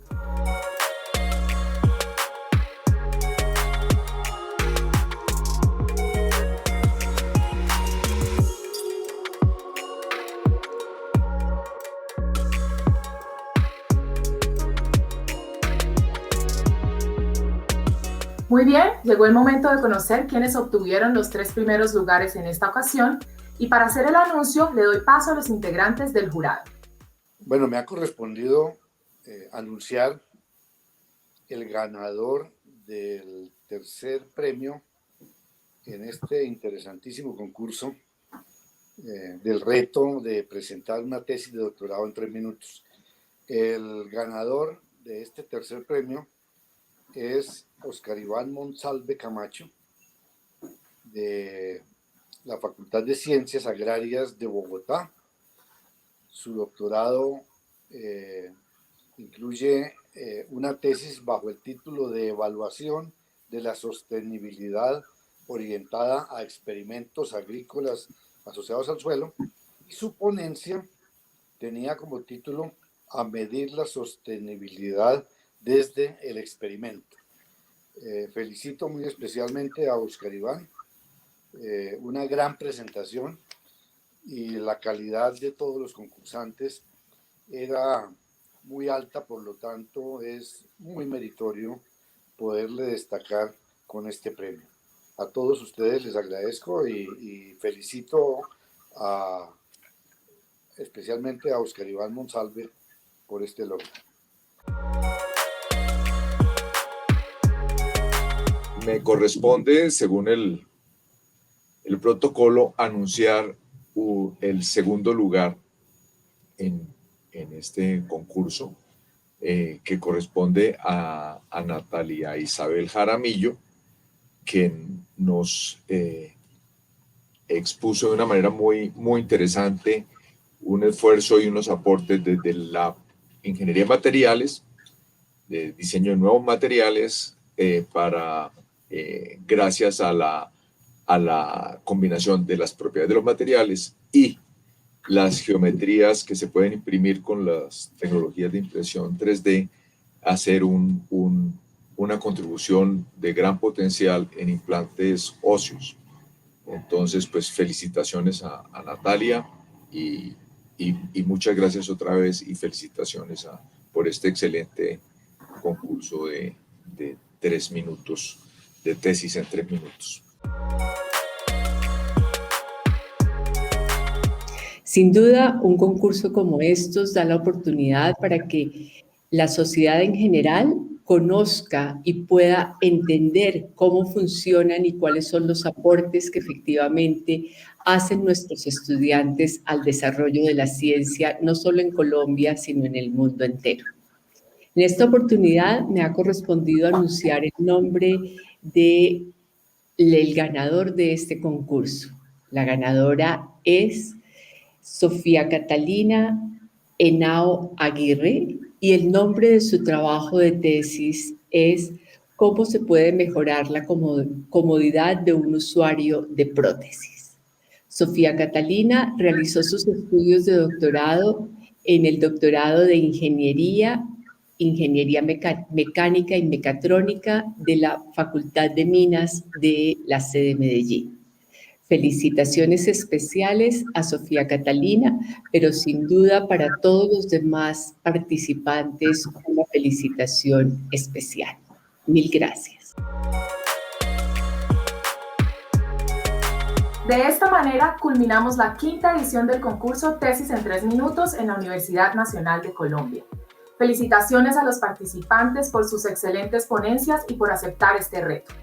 Asimismo, queremos agradecer a la audiencia por acompañarnos a lo largo de esta transmisión y por su participación activa en el chat de la página de Facebook y del canal de YouTube. Nos vemos en una próxima ocasión.